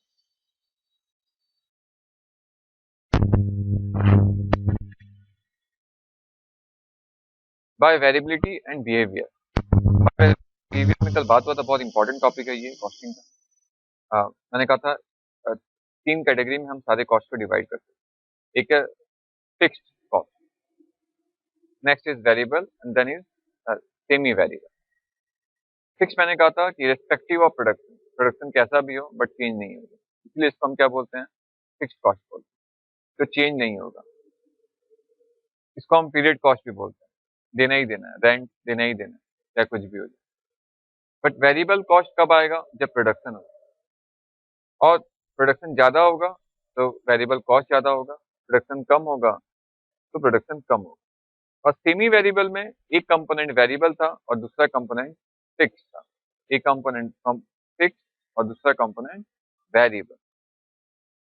जैसे हमने कल एग्जांपल दिया था टेलीफोन का, इलेक्ट्रिसिटी बिल का, कि उसमें एक कंपोनेंट सर फिक्स है, दूसरा वेरिएबल है। तो वेरी इंपॉर्टेंट टॉपिक है ये कि फिक्स्ड कॉस्ट, पीरियड कॉस्ट है, फिक्स्ड इन नेचर है, कांस्टेंट है, रिस्पेक्टिव ऑफ प्रोडक्शन है।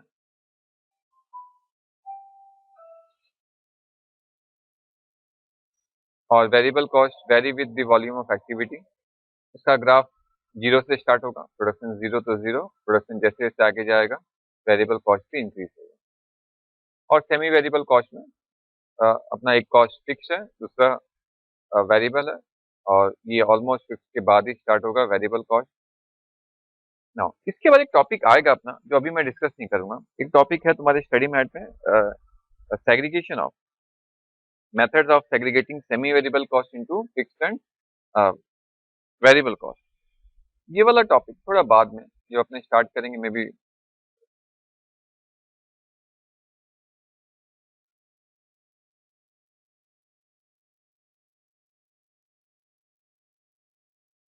Semi variable into fixed and variable cost. ये मैं डिस्कस करूंगा, इंपॉर्टेंट टॉपिक है, बट अभी मैं नहीं कर रहा हूँ, जब आएगा तब हम बात करेंगे। नेक्स्ट, क्योंकि अभी हम क्लासिफिकेशन ऑफ कॉस्ट का बात कर रहे हैं, मेथड्स ऑफ सेग्रीगेशन अभी नहीं डिस्कस कर रहा हूँ, but will discuss definitely will discuss.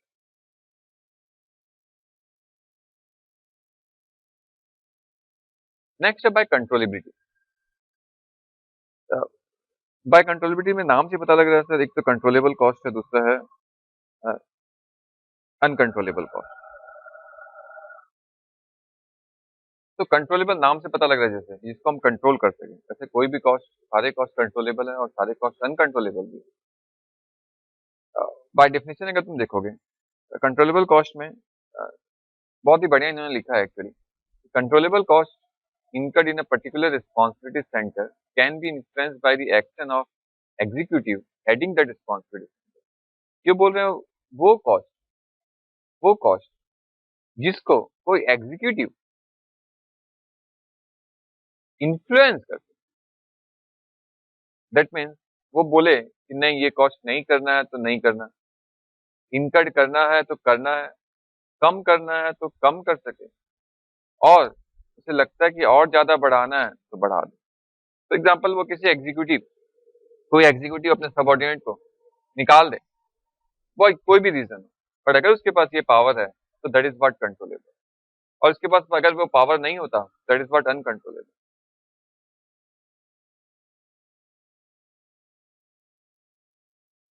तो सर जो कंट्रोल किया जा सकता है वो कंट्रोलेबल। तुम जो कंट्रोल कर सकते हो, तुम अपने लाइफ में देख लो तुम क्या कंट्रोल कर सकते हो। ऑलमोस्ट ऑलमोस्ट लाइफ में सब कुछ अनकंट्रोलेबल है, क्योंकि जैसा हम चाहते हैं वैसा कभी होता नहीं।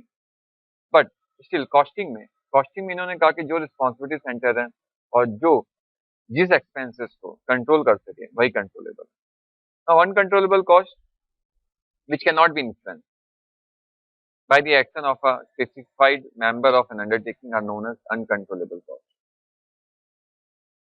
Tool room is controllable by the foreman in charge of that section, but the share of tool room expenditure, which is a portion to a machine shop, is not to be controllable to machine shop foreman.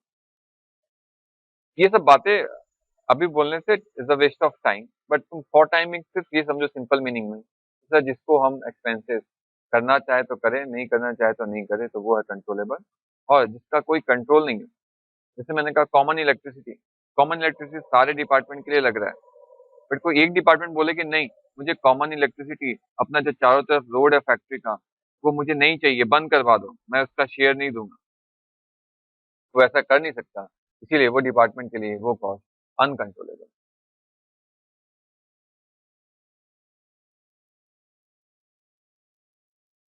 ऐसे उन्होंने यहाँ कहा देखो, no cost is uncontrollable,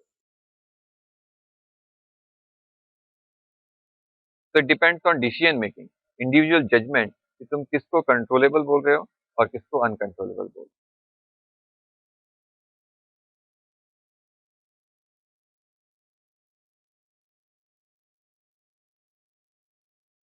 तो bye controllability लिखते जाओ notes में, notes भी बनाना है तुम्हें। बाय कंट्रोलेबिलिटी में सिर्फ लिख लो controllable, and other one is uncontrollable.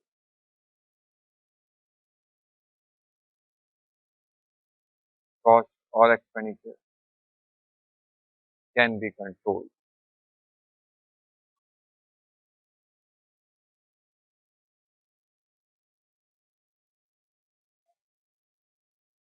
और अपने बोल सकते हैं कैन बी इन्फ्लुएंस, और इसका just cost and expenditure can not be control और इन्फ्लुएंस। ठीक है, तो ये कंट्रोलेबल। नेक्स्ट अपना बात कर लेते हैं सर बाय नॉर्मेलिटी।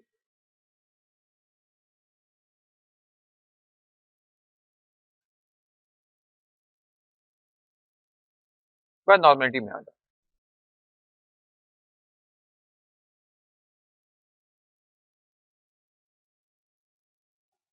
देखो हर कॉस्ट या तो नॉर्मल है या abnormal,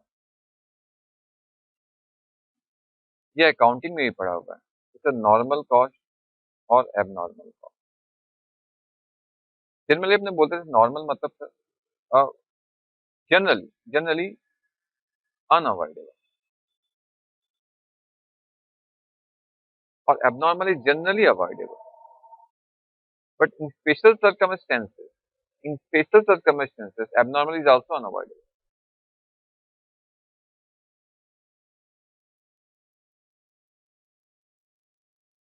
In special circumstances abnormal is also unavoidable, but generally it is avoidable, but generally it is avoidable and it is unavoidable.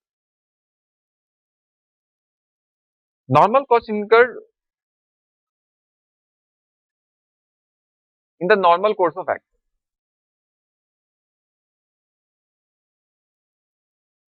incurred during normal course of action, आएगा ही आएगा। मेरे को अगर प्रोडक्ट बनाना है तो मेटेरियल कॉस्ट उसका जो normal part है लगना ही लगना है, बट ज्यादा वेस्टेज हो जाए, जितना मैंने एक्सपेक्ट किया था उससे ज्यादा हो रहा है, क्यों? कोई एबनॉर्मल रीजन है, चोरी हो गया, चोरी को मैं अवॉइड कर सकता था, तो वो abnormal cost. spoilage, defective, may be abnormal may be normal, but with in standard है तो वो नॉर्मल है, और स्टैंडर्ड के ऊपर चला गया तो वो एबनॉर्मल। जनरली हम लोग नॉर्मल को बोलते हैं कि part of product,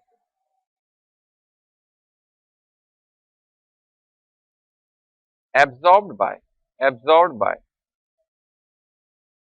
good unit, that means जो भी कॉस्ट होगा वो हम प्रोडक्ट में ऐड करते जाएंगे, अगर वो नॉर्मल इन नेचर, बट अगर एबनॉर्मल नेचर है तो उसको हम क्या करते हैं, charge to profit and loss, loss due to fire, तो उसमें क्रेडिट का गलती है क्या? या कस्टमर बोलेगा कि कस्टमर को हम चार्ज कर देते हैं, कस्टमर हमारे पास आएगा ही नहीं, वो किसी और से ले लेगा, तो loss due to fire abnormal cost, तुम प्रोडक्ट में चार्ज नहीं कर सकते, बट कहाँ चार्ज करना पड़ेगा, P&L में, ट्रीटेड एज एक्सपेंस, ये भी एक्सपेंसेस है, ये भी कॉस्ट है, ये भी cost, but abnormal generally avoidable होता है, कस्टमर देने को रेडी नहीं होता, इसीलिए इसको हम लोग चार्ज टू P&L अकाउंट करते हैं।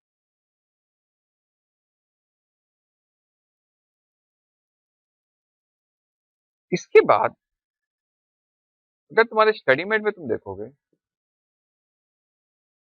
तो बहुत सारे डिसीजन मेकिंग कॉस्ट लिखा हुआ, pre determined cost, standard cost, marginal cost, estimated cost, differential cost, imputed cost, capitalised product cost, opportunity cost, ऐसे बहुत सारे हैं। ये सारे कहीं ना कहीं किसी न किसी चैप्टर्स में कवर्ड होंगे, तो उन चैप्टर्स में जाके हम कवर करेंगे। फॉर टाइम बिंग तुम्हारे फर्स्ट चैप्टर में इतना ही पार्ट था, एक पार्ट सिर्फ और बाकी है, the segregation of semi variable into fixed and variable, ये पहले से मेरे पास बनाया। देखो हम लोग बेसिक्स के बारे में अ, कुछ बेसिक्स जो हमने cost, control, material, labour, expenses, controllable, uncontrollable, normal, abnormal, fixed, variable, ये सब कुछ बातें हमने अब तक डिस्कस बेसिक। अब तक हमने चैप्टर स्टार्ट नहीं किया, उसने कहा कि मैंने कॉस्ट, कंट्रोल, ऑब्जेक्टिव, ये हमारा ऑब्जेक्टिव जो हमने डिस्कस, उसके बाद हमने क्लासिफिकेशन, क्लासिफिकेशन में कुछ इंपॉर्टेंट पॉइंट्स डिस्कस किए, क्या definition discuss, like fixed cost, like variable cost, semi variable, फिर एलिमेंट वाइज हमने मटेरियल, लेबर, ओवरहेड, ये cost discuss, controllable, uncontrollable, normal, abnormal,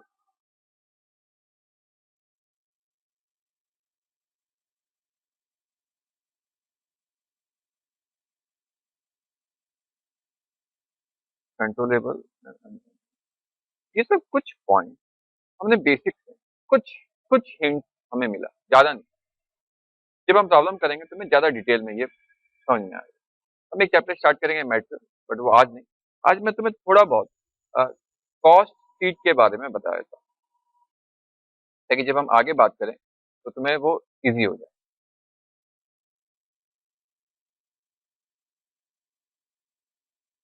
क्योंकि अभी भी हम कॉस्ट के बारे में बात कर रहे हैं।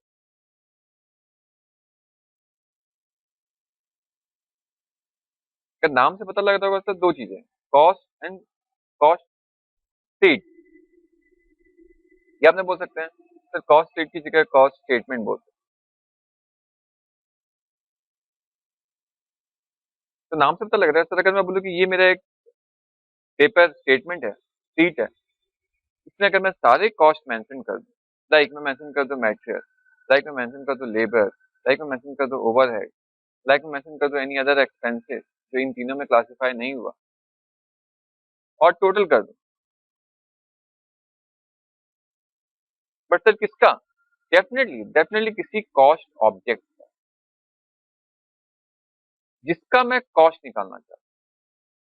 तो तुम बोल सकते हो सर कॉस्ट शीट एक स्टेटमेंट है, ये एक स्टेटमेंट है। इस स्टेटमेंट का काम क्या है?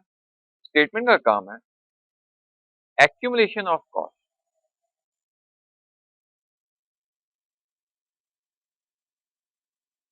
सारे कॉस्ट को एक जगह लाना, बट सर किसका? Of a cost object. वो कॉस्ट ऑब्जेक्ट प्रोडक्ट हो सकता है, वो सर्विस हो सकता है, वो जॉब हो सकता है, वो कॉन्ट्रैक्ट हो सकता है, वो प्रोसेस हो सकता है, वो एक बैच हो सकता है। तो भी किसी भी एक आइटम जिसका मुझे कॉस्ट निकालना है, उनसे रिलेटेड सारे के सारे कॉस्ट को जब मैं एक जगह लेके आऊंगा, एक जगह लेके आऊंगा, एक जगह प्रेजेंट करूंगा, तो वो प्रेजेंटेशन, वो स्टेटमेंट को मैं बोलूंगा कॉस्ट शीट। सर बहुत ही इजी है। हाँ, ये बहुत ही बेसिक प्रिंसिपल है। या कुछ भी अकाउंटिंग की तरह भी दिमाग नहीं लगाना डेबिट से, या सिर्फ ये करना है तो जिस प्रोडक्ट का हम बात कर रहे हैं, जिस प्रोडक्ट का हम बात कर रहे हैं, बस उस प्रोडक्ट का सारा कॉस्ट निकालो निकालो, फाइंड आउट करो और एक जगह डाल दो,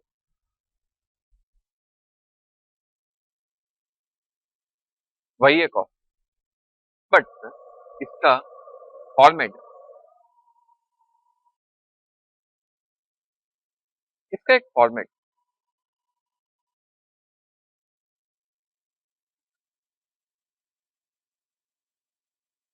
ये रहा फॉर्मेट। जब भी हम किसी कॉस्ट ऑब्जेक्ट का टोटल कॉस्ट निकालना है, तो उसके एक प्रेजेंटेशन, एक फॉर्मेट में हमें प्रेजेंट करना है, और उस फॉर्मेट का नाम है कॉस्ट। कैसे कैसे कहाँ से स्टार्ट करेंगे, क्या पहले दिखाएंगे, क्या बाद में दिखाएंगे, तो ये हमें डिस्कस करना है, ताकि जब हम प्रॉब्लम करें और कहीं किसी प्रॉब्लम में किसी कॉस्ट ऑब्जेक्ट का अगर हमें कॉस्ट निकालना पड़े, तो हम easily easily by keeping in mind cost sheet, हम उसका कॉस्ट निकाल। हर एक चैप्टर में ये आएगा, इसका एक सेपरेट चैप्टर भी है। जैसे मैंने कहा, मैं तुम्हें थोड़ा थोड़ा अभी हिंट दे रहा हूँ कि क्या क्या हम डिस्कस करने वाले हैं। तो जो भी मैं डिस्कस कर रहा हूँ, या जो भी मैंने बेसिक क्लासेस में अभी जो डिस्कस की, वो over a period of time मैं चैप्टर्स में भी डिस्कस करूँ, एंड तब प्रॉब्लम भी करेंगे और ज्यादा क्लैरिटी तब तुम्हें मिल भी पाएगी।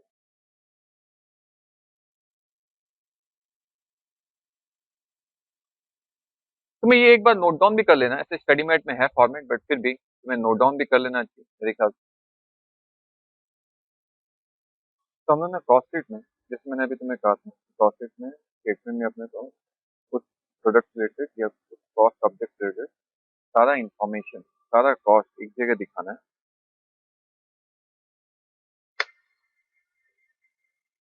उसको एक्यूमुलेट करना है और उसको वहीं पे दिखाना है। तो ऑलमोस्ट तुम बोल सकते हो सर, कॉस्ट शीट में या कॉस्ट स्टेटमेंट में हम लोग को स्टार्टिंग जब कॉस्ट इनकर्ड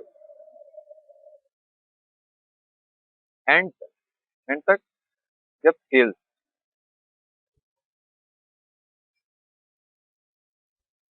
तो यहाँ से यहाँ तक जो कॉस्ट लगने वाले हैं वो सारे कॉस्ट में कॉस्ट स्टेटमेंट में दिखा।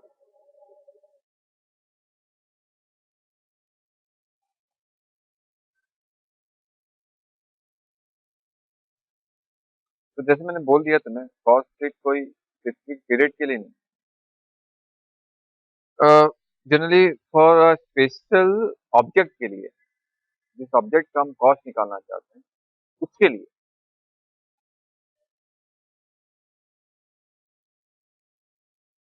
जब तक हम एक प्रोडक्ट को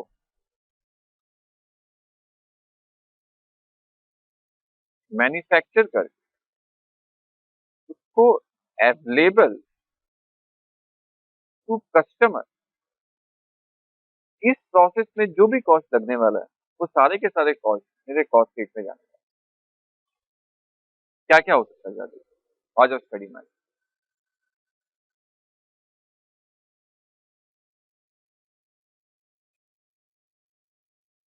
सबसे पहले अपने किससे स्टार्ट करेंगे? अगर हमने प्रोडक्ट बनाना है, मैन्युफैक्चर करना है, सबसे पहले अपना हो जाएगा सर मैटेरियल।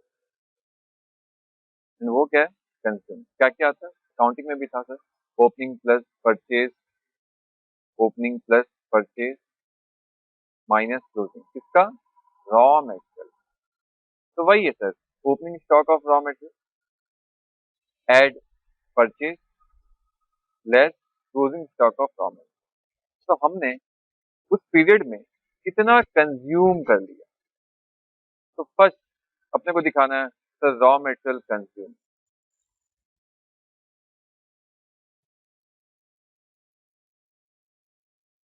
ये वाला पीरियड। फिर direct material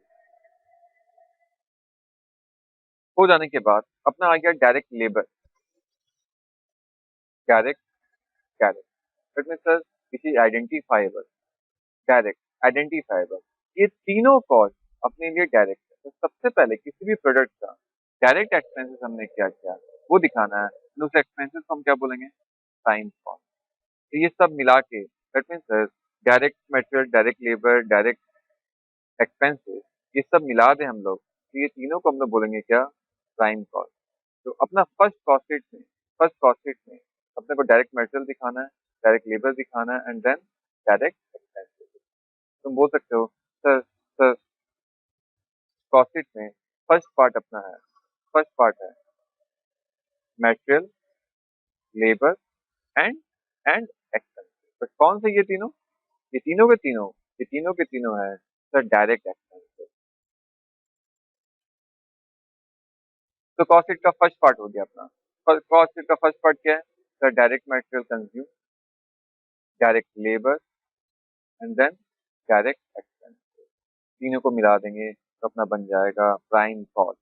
most important cost of the production और cost object is the direct material, direct labour, direct expenses, क्योंकि आइडेंटिफाइबल है, डायरेक्टली एट्रीब्यूटेबल है, इनकर्ड फॉर द प्रोडक्ट है, इसीलिए सबसे पहले उनको दिखाना है और इसीलिए इनको बोला जाता है प्राइम कॉस्ट। तो तुम्हें पता होगा, बहुत बार तुमने न्यूज में सुना होगा prime time, prime time, that means उस टाइम में सबसे ज्यादा व्यूअर्स।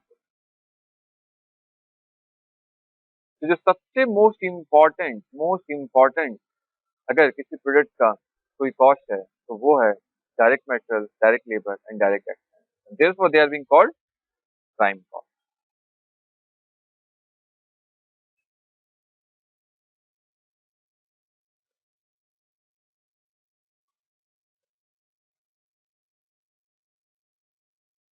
प्राइम कॉस्ट के बाद आ जाए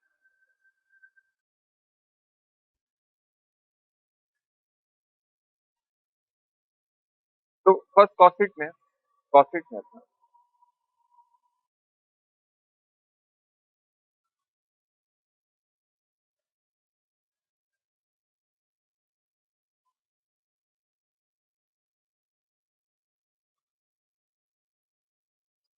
फर्स्ट कॉस्ट सेक्शन आ गया अपना सबसे पहले डायरेक्ट मटेरियल कंज्यूम,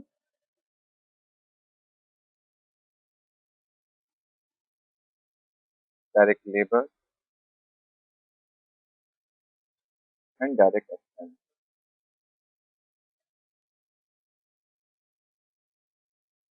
ये तीनों मिला के अपने बोलेंगे क्या?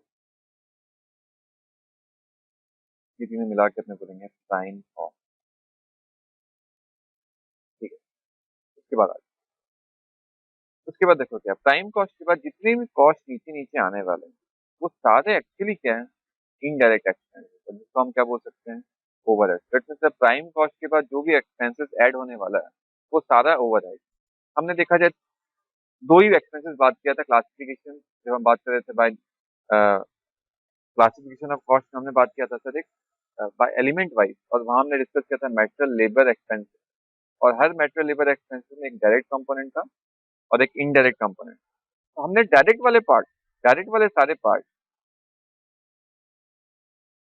हमने दिखा दिया। अब बचा क्या सर? इनडायरेक्ट वाला पार्ट।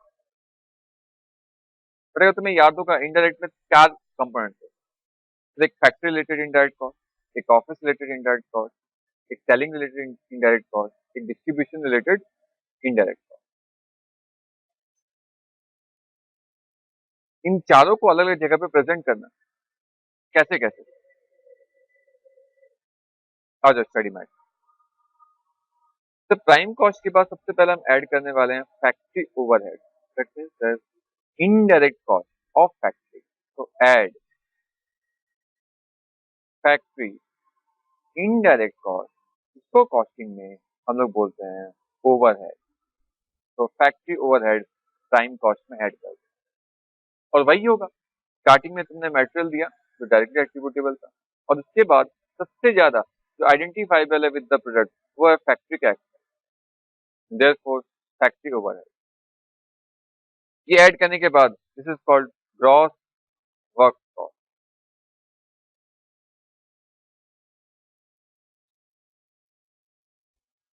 अभी बाकी फैक्ट्री से बाहर नहीं निकला, फैक्ट्री में ही है।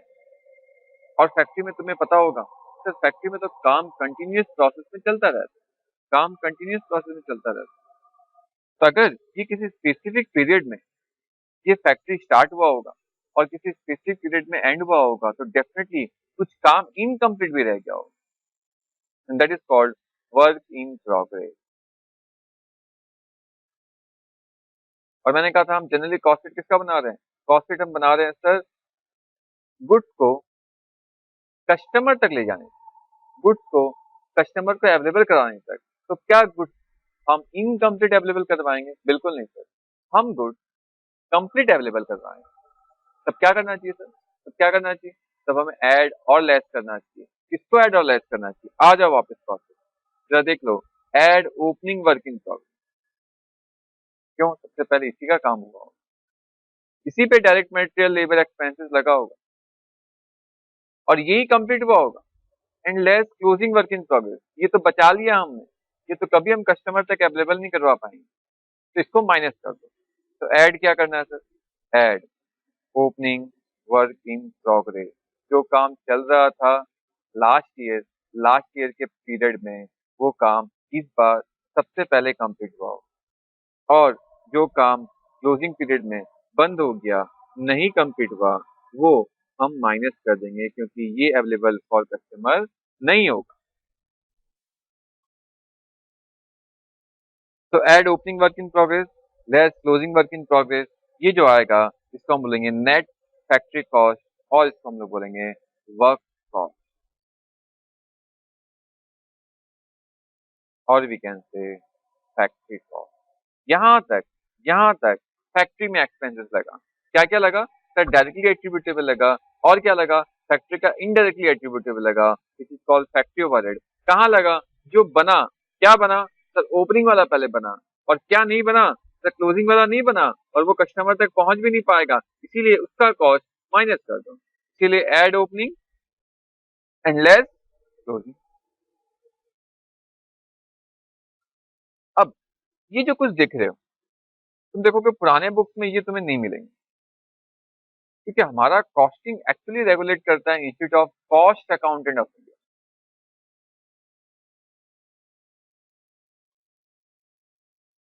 इन्होंने इनका स्टैंडर्ड है कॉस्ट शीट के लिए भी एक स्टैंडर्ड है सर, और इन्होंने रिसेंटली अपडेट किया इन लास्ट 1 और 2 ईयर्स में, जहां apart from factory related cost कुछ और भी कॉस्ट ऐड किए गए जो भी फैक्ट्री में ही ऑलमोस्ट होता है। For example packing cost, the primary, generally primary packing cost may be treated as direct material, but अब कॉस्ट शीट में पैकिंग कॉस्ट को अलग से दिखाया गया। कौन सा? प्राइमरी। तो सेकेंडरी पैकिंग कॉस्ट भी होगा, बिल्कुल, वो तुम्हारा सेलिंग ओवरहेड्स में जाएगा या डिस्ट्रीब्यूशन ओवरहेड्स में जाएगा।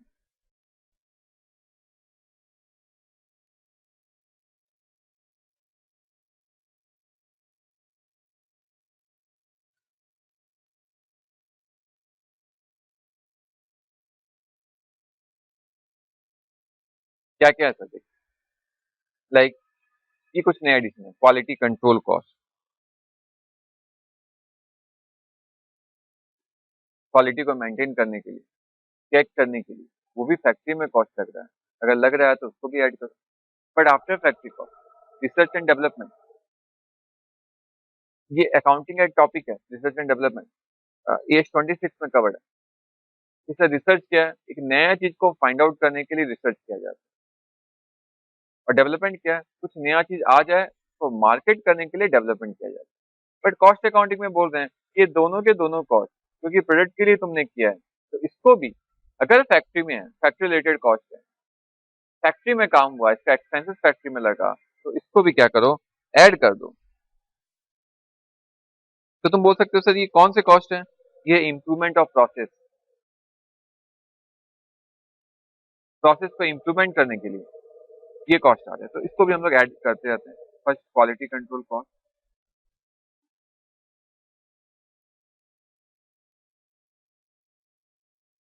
क्वालिटी मेंटेन करने के लिए, to maintain quality. Then R&D cost, research and development cost, to improve process.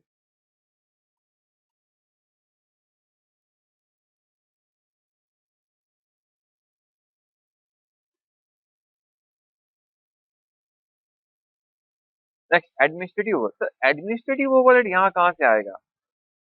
अब देखो एडमिनिस्ट्रेटिव ओवरहेड का दो पार्ट, एडमिन ओवरहेड,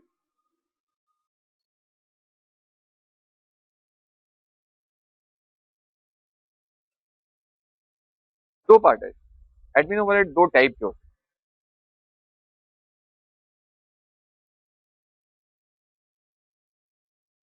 और तुम जब देखोगे अपना कॉस्ट शीट में एडमिन ओवरहेड दो जगह दिया है।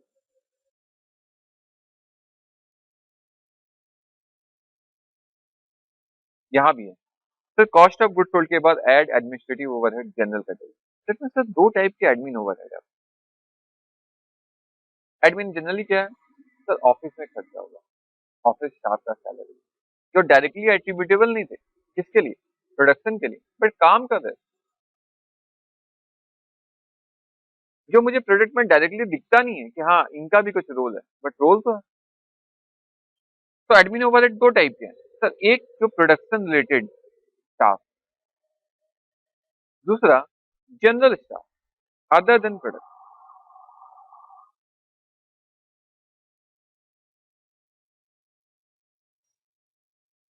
प्रोडक्शन रिलेटेड था लाइक रॉ मटेरियल प्रोक्योरमेंट।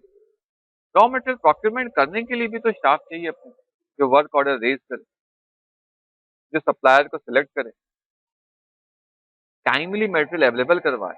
यहाँ भी 3-4 बंदे काम कर रहे हैं। उनका सैलरी, क्या हो सकता है? सर है तो एडमिन इन नेचर, बट है प्रोडक्शन रिलेटेड, इसीलिए ऐड हो जाना चाहिए। कहाँ? सर फैक्ट्री कॉस्ट में ऐड हो जाना चाहिए, देखा जाए तो। अब इसको हम लोग क्या कर रहे हैं सर? सेपरेटली दिखा रहे हैं, फैक्ट्री कॉस्ट में ऐड करके, ताकि हम कॉस्ट ऑफ प्रोडक्शन निकाल सकें, क्योंकि ये प्रोडक्शन में इनका भी रोल है। इनका sir production related administrative staff, production related administrative staff, इनका सैलरी, इनका एक्सपेंसेस क्या हो सकता है, प्रोडक्शन में ऐड हो जाए। और दूसरे टाइप के एडमिन ओवरहेड है, like selling and distribution related administrative overhead, accountant salary, इसका काम है सिर्फ अकाउंटिंग, P&L बनाना, ट्रेडिंग बनाना, बैलेंस शीट बनाना, रिकॉर्ड करना ट्रांजेक्शन, इसका सैलरी भी एडमिन इन नेचर है। बट क्या प्रोडक्शन में जाएगा, नहीं सर, इसका कोई रोल नहीं है प्रोडक्शन रिलेटेड, बट ये नहीं आएंगे तो शायद मटेरियल नहीं आ पाए, इनका रूल है। इसलिए इनको क्या करना पड़ेगा, ऐड करना पड़ेगा। और इनको हम ऐड प्रोडक्शन ओवरहेड में नहीं करेंगे, इनको हम दूसरे जगह ऐड करेंगे। आ जाओ आप, इसीलिए sir admin overhead part of production, admin overhead कौन सा related, production related, production related.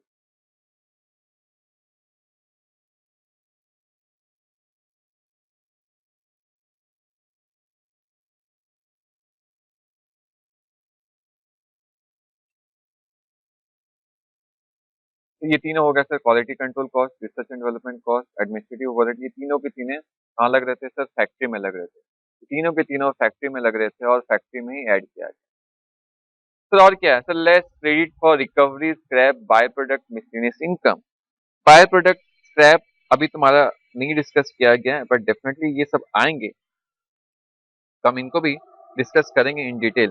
But by product क्या हो सकता है सर, जनरली हमारा इंटेंशन होता है एक प्रोडक्ट को बनाने का, बट अनइंटेंशनली भी कुछ चीजें आ जाती है, उनको भी सेल किया जाता है फैक्ट्री, कुछ इनकम हो जाता है, तो उस इनकम को हम लोग क्या करते हैं, माइनस कर देते हैं। लाइक बहुत बार बात हुआ, लाइक अगर तुम्हारा आयरन आयरन ओर का प्रोडक्ट का काम है, तो हो सकता है कि आयरन डस्ट निकले, वो iron dust actually main product किसके लिए, फायर क्रैकर्स के लिए, बट हमने तो बनाया नहीं और ना ही हम फायर क्रैकर्स बनाना चाहते हैं, हम आयरन प्रोडक्ट बनाना चाहते हैं, बट आयरन रिलेटेड स्क्रैप आया, तो हो सकता है इसको हम बेचेंगे, हो सकता है दोबारा मेल्ट करके रॉ मटेरियल की तरह यूज करें, या बट डस्ट आया उसको हम क्या करें, हो सकता है हम बेच दें इसको। तो by product, unintentional product, detail में है, इसके ऊपर पूरा चैप्टर है, joint product and by product, discuss करेंगे।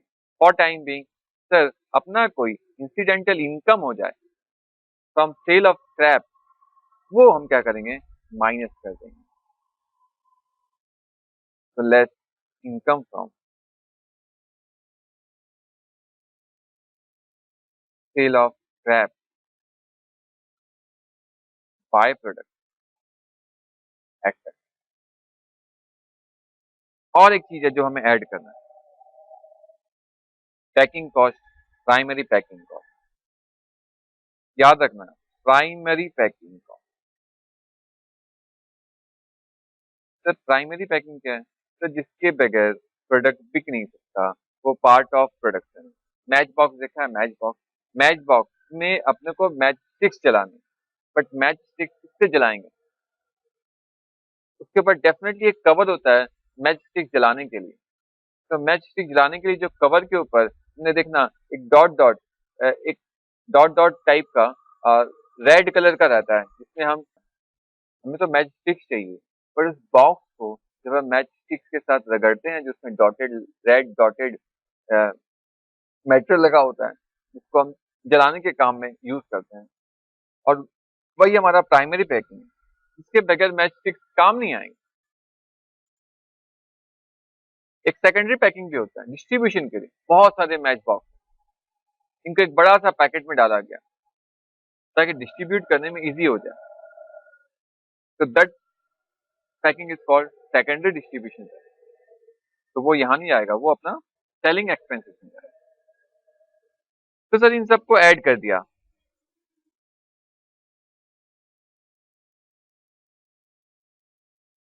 इन सबको ऐड कर दिया, तो अपना क्या आ गया, तो अपना आ गया कॉस्ट ऑफ प्रोडक्शन।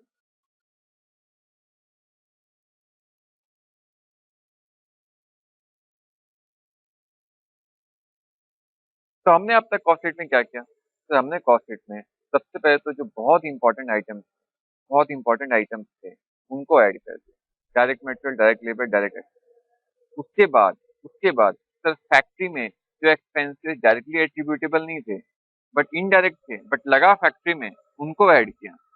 फिर जो हमारा start last last last process से एक प्रोडक्ट जो इनकम्प्लीट था, इस बार आके कंप्लीट हुआ, इसी में ये ऐड हुए होंगे, यही आगे बढ़ा होगा, उसको हमने ऐड कर दिया, और जो बच गया नेक्स्ट प्रोसेस में जाएगा, कैरी फॉरवर्ड हो जाएगा, इनको हमने माइनस कर दिया। फिर कुछ फैक्ट्री रिलेटेड कॉस्ट थे जो कि अलग से कॉस्ट शीट में दिखाना है, like quality control cost, R&D cost, administrative cost related to production, और कुछ अगर मिसलेनियस इनकम हो जाए, कुछ मिसलेनियस इनकम हो जाए, कहाँ पर सर फैक्ट्री में हो जाए, तो उसको हम माइनस कर दें। कुछ प्राइमरी पैकिंग कॉस्ट ऐड करेंगे, प्राइमरी होना है, सेकेंडरी होने से वो सेलिंग एक्सपेंसेस में चला जाए, और ये सारा काम करने के बाद हमारा क्या आएगा सर, हमारा आएगा कॉस्ट ऑफ प्रोडक्शन। यहाँ तक हमने प्रोडक्शन फैक्ट्री से बाहर निकाल दिया, फिर इसके बाद भी कुछ कॉस्ट है जो कि हमें ऐड करने हैं, क्योंकि अभी हमें कहाँ लेके जाना है इसको, हमें इसको लेके जाना है कस्टमर तक, और कस्टमर तक ले जाने का सारा कॉस्ट मैंने कहा ऐड करना है, बट एक प्रोसेस में ऐड करना है। एडमिन का दो कॉस्ट मैंने बताया कि प्रोडक्शन रिलेटेड एडमिन और जनरल रिलेटेड एडमिन, तो सर ये भी कॉस्ट है ना, इसको भी तो ऐड करना है, इसके बगैर भी तो कस्टमर तक पहुंचेगा नहीं। इनडायरेक्ट ऐड करेंगे, इनडायरेक्ट ऐड करेंगे, बट लगेगा टाइम, आगे ऐड करेंगे, आ जाओ कॉस्ट ऑफ प्रोडक्शन तक पहुंच गए। अब ऐसा भी तो हो सकता है सर, कॉस्ट ऑफ प्रोडक्शन क्या सारा का सारा मेटेरियल हम पहुंचा दिए हैं कस्टमर तक? नहीं सर, आपने आपने हो सकता है कुछ closing stock of finish goods रख लिया, और लास्ट टाइम का ओपनिंग था, सबसे पहले उनको निकाला पॉसिबल। तो जैसे हमने रॉ मटेरियल ऐड बैक किया था, क्लोजिंग लेस किया था रॉ मटेरियल कंज्यूम, जैसे हमने वर्क इन प्रोग्रेस ऐड किया था और वर्क इन प्रोग्रेस लेस किया था वर्क कॉस्ट में, वैसे ही आफ्टर प्रोडक्शन जो गुड्स बचा लिया और जो गुड्स लास्ट टाइम से आया था उसको ऐड लेस करेंगे। तो add opening stock of finish goods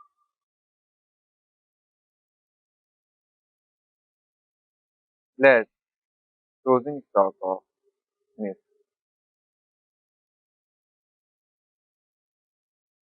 ठीक है, प्लस माइनस कर आगे आ जाए।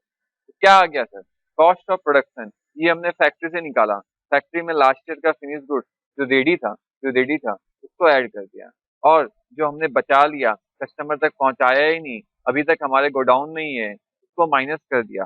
कहाँ पहुंच गए सर, हम पहुंच गए कॉस्ट ऑफ गुड्स सोल्ड। तो जो बचा क्या, यही तो कस्टमर तक पहुंचा है, this is what called cost of goods sold. समझ गए? तो सर यहाँ तक हमने डिस्कस किया, क्या डिस्कस किया कि sir cost of production, production करने के लिए क्या क्या कॉस्ट लगा, इसमें से हमने क्या क्या माइनस किया था पता है? हमने हमने क्या क्या माइनस किया था? हमने सर यहाँ पर closing stock of raw material minus किया, डायरेक्ट मटेरियल कंज्यूम, क्योंकि जब डायरेक्ट मटेरियल कंज्यूम बात कर रहे थे हम लोग, opening plus purchase minus closing stock of raw material, तो closing stock of raw material हमने माइनस किया, क्यों? क्योंकि हमने यूज ही नहीं किया, कस्टमर तक पहुंचाया ही नहीं। फिर हमने क्या माइनस किया? हमने माइनस किया sir less closing work in progress, ये माइनस। और क्या माइनस किया था? हमने मिसलेनियस इनकम माइनस किया। और क्या माइनस कर रहे हैं सर? हम माइनस कर रहे हैं closing stock of finish goods. That means sir closing raw material minus हो रहा है, देखा जाए closing work in progress minus हो रहा है, and closing finish goods minus हो रहा है, क्योंकि ये तीनों के तीनों ही कस्टमर तक नहीं पहुंचे, ये अब तक हमारे पास ही है। तो that is what called cost of goods sold. ये हमने कस्टमर को बेचा, बट किसके हेल्प से बेचा? तो दो दो डिपार्टमेंट और बाकी है इसमें, कौन कौन सर? एडमिनिस्ट्रेटिव डिपार्टमेंट बाकी है, मार्केटिंग, इसमें सेलिंग डिपार्टमेंट, डिस्ट्रीब्यूशन डिपार्टमेंट बाकी है। तो ऐड कर दो सर, ऐड एडमिनिस्ट्रेटिव ओवर, कौन सा वाला सर? जनरल कैटेगरी, जो प्रोडक्शन में काम नहीं कर रहे थे, वो हो सकता है सेलिंग के लिए काम करे, डिस्ट्रीब्यूशन के लिए काम करे, ऑफिस में काम करे, बट प्रोडक्शन में इनका कोई मेन रोल नहीं था, बट हाँ कस्टमर तक पहुंचाने के लिए इनका मेन रोल है एडमिनिस्ट्रेटिव ओवरहेड। और किसको ऐड कर दे सर? Selling overhead. कौन कौन आ जाएगा सर सेलिंग ओवरहेड में? ये जैसे मैंने कहा administrative overhead is office expense. तो फिर एडमिनिस्ट्रेटिव में सर ऑफिस एक्सपेंसेस हैं like depreciation, maintenance of machine, maintenance of building, maintenance of furniture, ये सारे क्या हो गए? Administrative in nature. Sir selling overhead का एग्जांपल बता दो। सेलिंग ओवरहेड हो गया सेल्स डिपार्टमेंट, उनका सैलरी, उनका वेजेस, सेल्स डिपार्टमेंट का रेंट, शोरूम का रेंट, एडवर्टीजमेंट, मेंटेनेंस, ये सारे क्या हो गए सर? सेलिंग ओवरहेड हो गए। कुछ एग्जांपल्स मैं लिख दे रहा हूँ।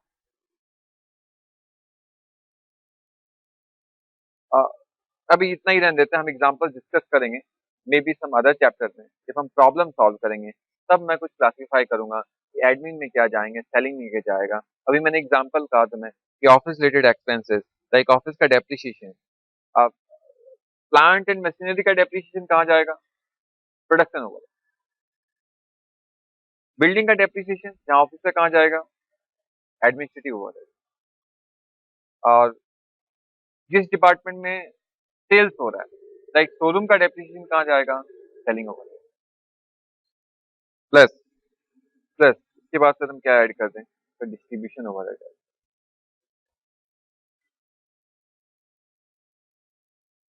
तो डिस्ट्रीब्यूशन ओवरहेड के कुछ एग्जांपल बता दो। डिस्ट्रीब्यूशन के ओवरहेड लाइक सेकेंडरी पैकिंग बोल सकते हैं अपने, salary wages of employees engage in distribution, जो डिलीवरी वैन का driver, transportation insurance, insurance cost of distribution vehicle, same way depreciation of vehicles engage in distribution, इनका डेप्रिसिएशन, ये सारे क्या है? Distribution expenses.